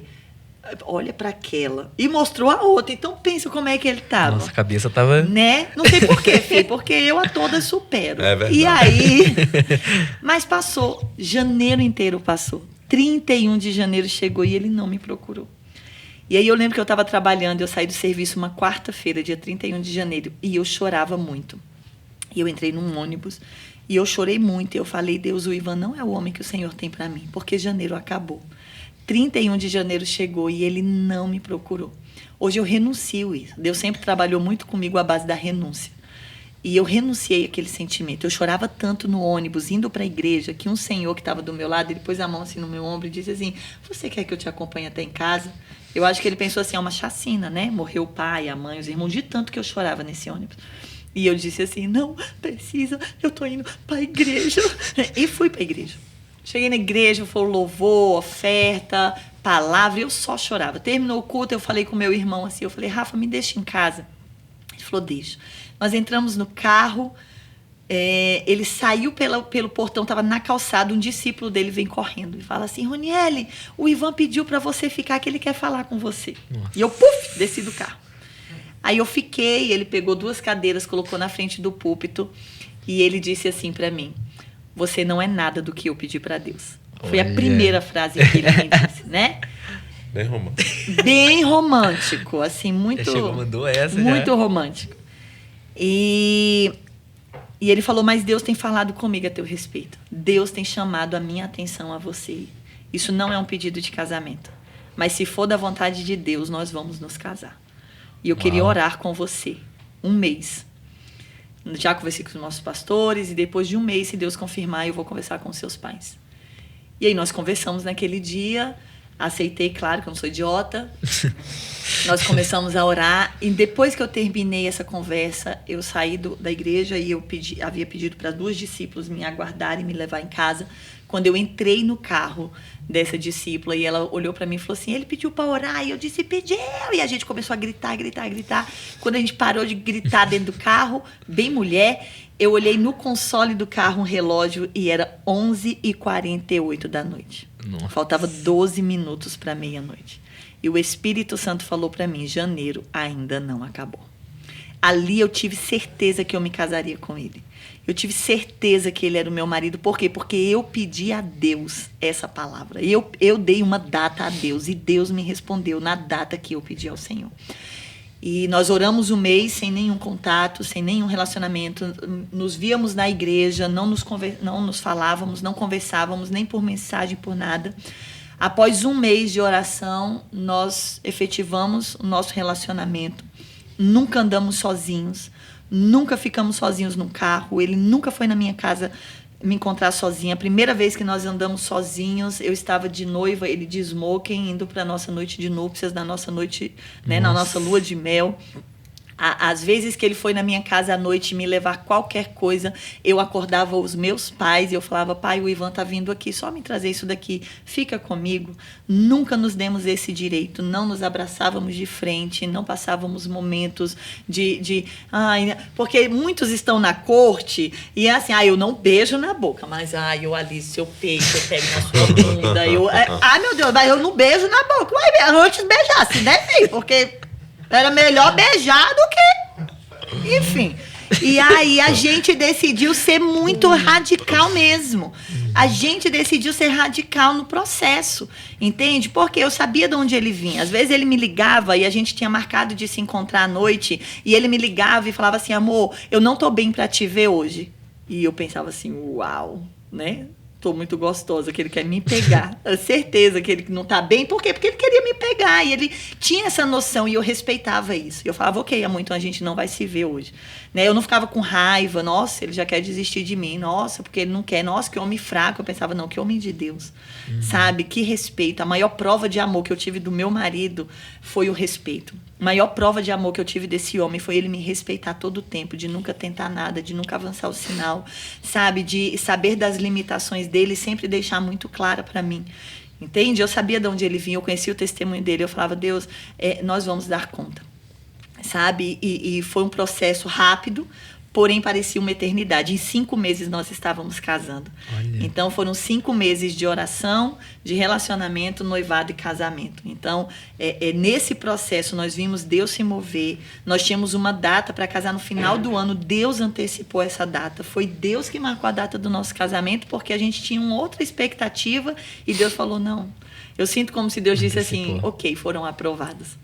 Sabe? E nós vivemos essa aprovação de Deus mesmo no relacionamento, na decisão que nós decidimos ter na nossa vida e para a nossa vida. Então, hoje o que nós vivemos no nosso casamento, as pessoas às vezes falam assim, mas como vai ser? Né? Como que você vai casar? Eu vivi isso, né? No meio do meu relacionamento, do meu serviço, com o pessoal, as amizades que você tem que não entendem o mesmo propósito, não vivem o mesmo propósito que você, e tipo assim, como que você vai casar? E se o beijo dele não for bom? E se ele não for bom de cama? E o bagulho for pequeno? E como que vai ser isso? E eu sempre tive uma resposta na língua, e eu sempre falei, agrada-te do Senhor e ele satisfará o desejo do seu coração, sabe? Então, eu acredito nisso. Deus fez você, Deus conhece você, Deus sabe das suas necessidades, Deus sabe do homem que você precisa, da mulher que você precisa, Deus sabe do relacionamento bem-sucedido que ele tem para você. O que você precisa? Se agradar do Senhor. As pessoas acham às vezes que agrada-te do Senhor e ele satisfará o desejo do seu coração. Não é agradar ao Senhor, é se agradar de. Então, se agrade do que Deus tem para você. Deus tem a corte para você, se agrade nisso. Sabe? Deus tem a santidade para você, se agrade nisso. Se agrade na santidade, se agrade na corte. Deus vai satisfazer o desejo do seu coração. Nós vivemos isso. Sabe? Nós vivemos essa realidade de ver Deus satisfazer o desejo do nosso coração. Eu não tenho dúvida que, por mais que ele tenha conhecido tantas mulheres na vida dele, eu não tenho dúvida que eu sou a melhor que ele já teve. Não é porque, nossa, ela se acha. Tudo se fez novo. Porque ela se acha, não, porque eu tenho certeza que eu sou o que Deus tinha para ele. Ele é o que Deus tinha para mim. Sabe, hoje eu vivo essa convicção, essa certeza. Nós não seríamos completos se não fôssemos um do outro. Uau, que incrível, mano. Testemunho. Que incrível mesmo. Muito bom. Caminhando pro final, a gente vai fazer uma coisa que a gente faz com nossos convidados, que é um bate-bola. Né? E aí vocês se combinam aí para quem que vai responder primeiro. Eu não sou muito do futebol, então não sei. Então, vamos lá. Primeira pergunta. Um livro da Bíblia. Isso depende de qual desafio. Depende de qual desafio. Eu amo o livro de Esté. Inclusive, o nosso casamento foi baseado no livro de Esté. Então, eu respondi Esté. Provérbios. Muito bom. Uma pessoa na Bíblia, sem ser Jesus. Além de Jesus, Davi. Esté. Um versículo. Agrada-te do Senhor e Ele satisfará o desejo do seu coração. Também é do momento. No momento eu diria que é Colossenses 3,16. Que a mensagem acerca de Cristo, com toda a sua riqueza, preencha a vida de vocês. Uau. Um louvor. Vai de 7 de justiça, né, amor? A nossa música. Foi o tema do nosso casamento. Eu entrei no nosso casamento ao som de cetro de justiça. E além de 7 de justiça, todos os 35, 36, 37 álbuns do Voz da Verdade. Ele é apaixonado por Voz da Verdade, gente. Não, o Thiago, ele é o maior fã dessas músicas. Thiago é fã. Não, mas uma coisa é escutar Não Há Ferrolhos, outra coisa é você escutar do todas primeiro álbum do Voz da Verdade. Toda a criatividade, todos os shows. Quando eles desceram da arca, eles comporam a primeira música, entendeu? Já lançaram. Certeza que eles estavam com Noé. Um fruto do Espírito. É o que a gente mais gosta ou o que a gente mais precisa? Aí vai de você. A interpretação... Domínio próprio. A interpretação é do convidado. Um milagre. Experiência, né? Vocês contaram da vez da Itália, mas tem algum outro em específico que vocês lembram? Assim, um milagre que vocês viram acontecendo aí? Nós Foi muito tivemos marcante. uma experiência com um casal de discípulos nosso. Lembrei desse, amor, né? Que ambos tinham HPV.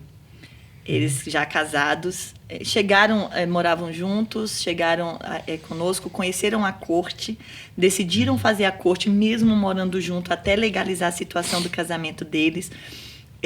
Se casaram, mas eles tinham o vírus HPV e se manifestavam constantemente neles. E eu me lembro que ela estava em uma crise e um apóstolo muito querido, o apóstolo Filomeno Romero, esteve conosco na igreja e ele orou por ela. E eu lembro que eu fui com ela ao banheiro. Eu vi a genitália dela. E antes toda ferida, depois curada. Nossa. Por Deus. Foram assim, curados juntos. Foram curados. Os dois. Os dois. O apóstolo orou pelos dois. E na hora, os dois foram curados. Amém. Caramba. Foi muito Que poderoso, incrível. assim. Muito poderoso. Além de outros. Leia meu livro, Teofanias. Colecionador de testemunhos. Eu vou pegar esse Lourdes. livro. E tem muitos. Vamos lá, vocês responderam de pessoas da Bíblia. Agora a pergunta é: um insano da Bíblia continua sendo os mesmos ou seria outra pessoa? Insano é Paulo, né? A gente pode mudar, né? Pode ser Paulo. Paulo é um insano. Realmente. Um tema do culto de jovens, da rede de jovens de vocês. Cabaré. Sim, fizemos esse culto. Sim, fizemos Nós esse tampamos Como o que letreiro funcionou da isso? igreja, colocamos um Da letreiro igreja. piscando, uma seta vermelha, cabaré, cabaré, cabaré. Eu queria fazer até uma Falar pergunta. sobre a igreja Genial. que se vende. Ó, temos Uma prostituta. Eu queria até Aí, ó, perguntar. perguntas. Isso não gerou um bafafá na região? Gerou. Muito. E Muitos. como é que ficou a situação? Como é que foi? Foi positivo. O que eu sempre penso e defendo, eu sempre falei isso para a nossa liderança de jovem: contra frutos não há argumentos. Né? Uma coisa é você fazer no oba-oba. Né? Por exemplo, eu brinco aqui, eu falo rindo, eu falo assim, um tema, cabaré. Então, assim, quem está de longe, quem não conhece os frutos, né? Eu falo cabaré, eu ministrei esse dia, e nós trabalhamos essa temática muito criativa do visual. Então, as pessoas chegavam, a gente montou um palco com, tinha o quê? Luzes. Com luzes, assim, devia ter mais de Centenas de 300... 500 luzes assim ao redor, uma cortina de voal, as mulheres dançando por trás dessa cortina e só a sombra. Então, assim, a pessoa chegava, era um impacto na igreja. Só que por trás, não era o oba-oba, era uma palavra. Então, nós vamos falar de como Deus exortou a igreja para não se vender, sabe, aos babilônios, para não se vender aos povos, entende? Ezequiel a comparou com o povo de Israel com uma prostituta.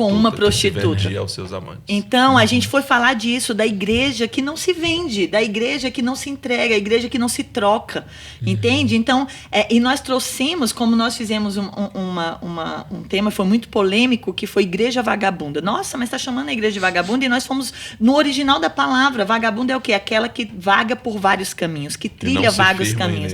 Não se firma nenhum deles. Então, a gente trouxe o quê? Não seja essa igreja que vaga por muitos lugares. Não seja a igreja que anda por vários caminhos eu e não se preguei firma. uma camisa escrito "Eu sou a igreja vagabunda", e depois eu rasguei e tinha outra por baixo: "Eu não sou mais a igreja vagabunda". Nossa, genial. Então, então todo o tema que nós nós trabalhamos com uma finalidade, com uma verdade. Nós não deixamos a Bíblia de lado. Né? Nós não estamos fazendo o oba-oba, não é só para atrair os jovens, não é para firmar eles. A nossa ideia nunca foi atrair os jovens, foi firmar os jovens na palavra, sabe? No caminho. Eu sou o caminho. Quando você pergunta sobre qual o impacto que isso gerou ali no contexto regional, e eu falo que foi positivo porque eu entendo que, de alguma forma, você vai escandalizar. Quando a Bíblia fala sobre o escândalo, é o escândalo quando se trata de algo que você está fazendo que é errado. Mas, por exemplo, o próprio Jesus ele se tornou escândalo para os judeus.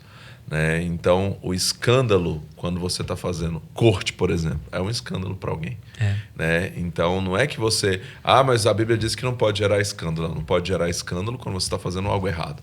Quando você está fazendo algo certo e tem um propósito, vai escandalizar alguém, mas lá na frente isso vai ter um propósito e depois a pessoa vai entender, então tem um propósito. E acabou que o pessoal começou a entender ali o propósito e ver que na verdade, a gente era um povo sério. É tão engraçado que a gente... e o pessoal respeitava muito. Teve um policial uma vez que foi, que ele é da igreja, ele chegou apaisando e ele chamou meu amor no canto, numa rede que a gente fez numa festa, e ele falou assim: pastor, as duas gangues mais perigosas do Gama, as rivais, estão na sua festa. Só que a gente estava ali regando aquele lugar com o quê? Com oração, com palavra. Então as pessoas chegavam...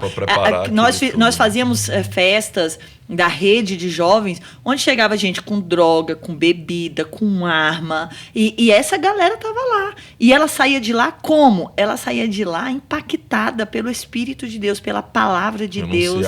Renunciava tudo, sabe? Então, assim, nós vimos isso assim acontecer. Porque, como a gente falou, força. não é oba-oba, né? Sempre foi com propósito. Fundamentado. Tudo com muita oração, com muito jejum, com muita direção do Espírito. Muita criatividade. Tremendo, hein? Que incrível, que tremendo. Né? Se fosse aqui em Taubaté, pô, no dia seguinte, no SBT, Vale do Paraíba. Vanguarda. Aí, não seria mais lembrada pela grávida de Taubaté, não mais. Ia mudar. Exatamente. Esses cultos, né, essas redes de tema, me faz lembrar de quando eu era criança, morava em Resende. Eu frequentava uma igreja e eles fizeram o culto de favela. Eles fizeram um baile, né? Eu era pequeno, não lembro de muita coisa. Mas no Rio de Janeiro tem muito essa cultura do funk, do baile. E muitas pessoas foram salvas. Muitas pessoas foram salvas. Eu creio. Porque usaram da criatividade. Exatamente. Né? Para alcançar as pessoas. É possível, né? É possível. E última pergunta do bate-bola. 3 pessoas que inspiram vocês. Meu amor. Eu ia dizer meu amor. Isso que é a conexão.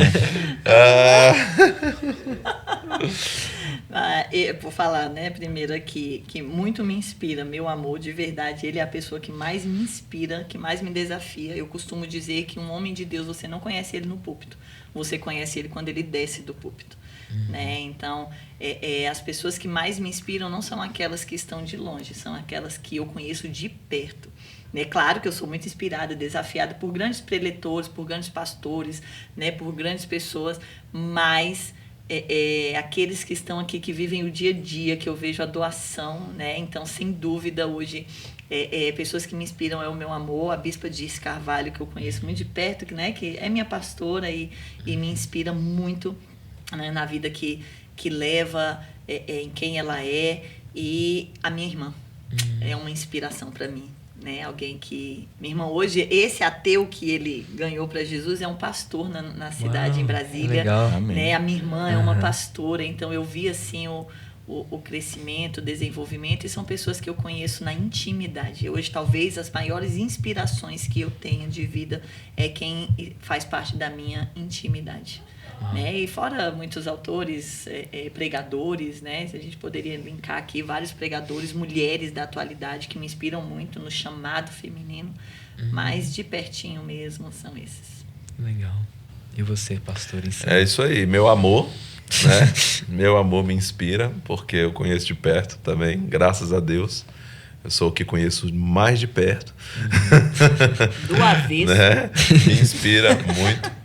Né? E assim, além de muitos homens de Deus que eu tenho a oportunidade de conhecer de perto, né? Alguns que já partiram para o Senhor, como o apóstolo Filomeno Romero, por exemplo, que ela comentou, foi alguém que a gente conheceu de perto, que nos inspirou muito, talvez um dos maiores homens de Deus que eu conheci de perto, né? De andar perto. Não estou falando de gente, né, que a gente conhece, de andar perto, de conhecer de perto. Sentar à mesa. Ele com certeza foi alguém, né, que me ensinou, me inspirou, que me inspira ainda, apesar de ter partido. Essa semana porque meu amor teve um sonho, eu tive né? um sonho, porque o fato dele ter sido fiel até a morte, isso também me inspira. É o legado. Porque uma coisa é você conhecer alguém, né, hoje, outra coisa é você conhecer alguém que completou a carreira, né, que completou, que foi fiel até a morte, né, fiel à sua esposa, fiel ao seu ministério, fiel àquilo que Deus entregou. E eu tive esse sonho, e nesse sonho as pessoas falavam, comentavam no sonho o quanto que elas gostavam de estar com ele. Né? E eu me perguntei no sonho, né, por que as pessoas gostavam de estar com ele, né? Por que as pessoas queriam tanto estar perto dele. E o Senhor me respondeu no sonho, que é porque ele amava a Deus e amava a sua palavra. Então foi muito forte para mim, porque isso é o que eu busco na minha vida, é amar a Deus, né, e amar a sua palavra. E nós temos os nossos bispos que nos inspiram muito, como ela falou, a bispa disse, o bispo JB nos inspiram no sentido de compromisso com o Senhor. Né? O bispo me inspira muito no sentido de alguém que está sempre buscando uma atualização, ele está sempre procurando estar à frente do seu tempo e nos esticou muito, né? Nos tirou do lugar a gente estava ali muito naquele contexto da coisa da igreja ali, de pensar muito dentro de uma caixinha, e começou a expandir nossa mentalidade de entender que é muito mais além, né? Que você precisa tocar lá fora, que você pode, né, fazer a diferença fora das quatro paredes da igreja. Então, nesse ponto, né, principalmente, é alguém que nos inspira, nos estica, nos desafia muito. Nós crescemos muito nesses 9 anos que temos andado com eles ali na Comunidade das Nações. Né? E aí eu tenho o meu pai e o meu sogro, né, que apesar de não serem famosos, de não terem um ministério, de não serem pessoas, né, reconhecidas, são 2 homens de Deus que eu admiro muito por essa constância em Deus. Né? Meu pai nunca alcançou, ele é um pastor que nunca alcançou, né, sabe, não tem um nome, mas o meu pai ganhou, eu posso dizer, talvez milhares de almas para Cristo, assim, nesse evangelismo direto, de pregar individualmente para pessoas. Alguém que eu nunca vi xingar um palavrão, que eu nunca vi, sabe, fazer algo nesse sentido, sabe, sempre muito sério com Deus. E o meu sogro também, esse homem de Deus que ama a família, que sempre cuidou dos filhos, que sempre cuidou da esposa, que sempre priorizou a sua casa.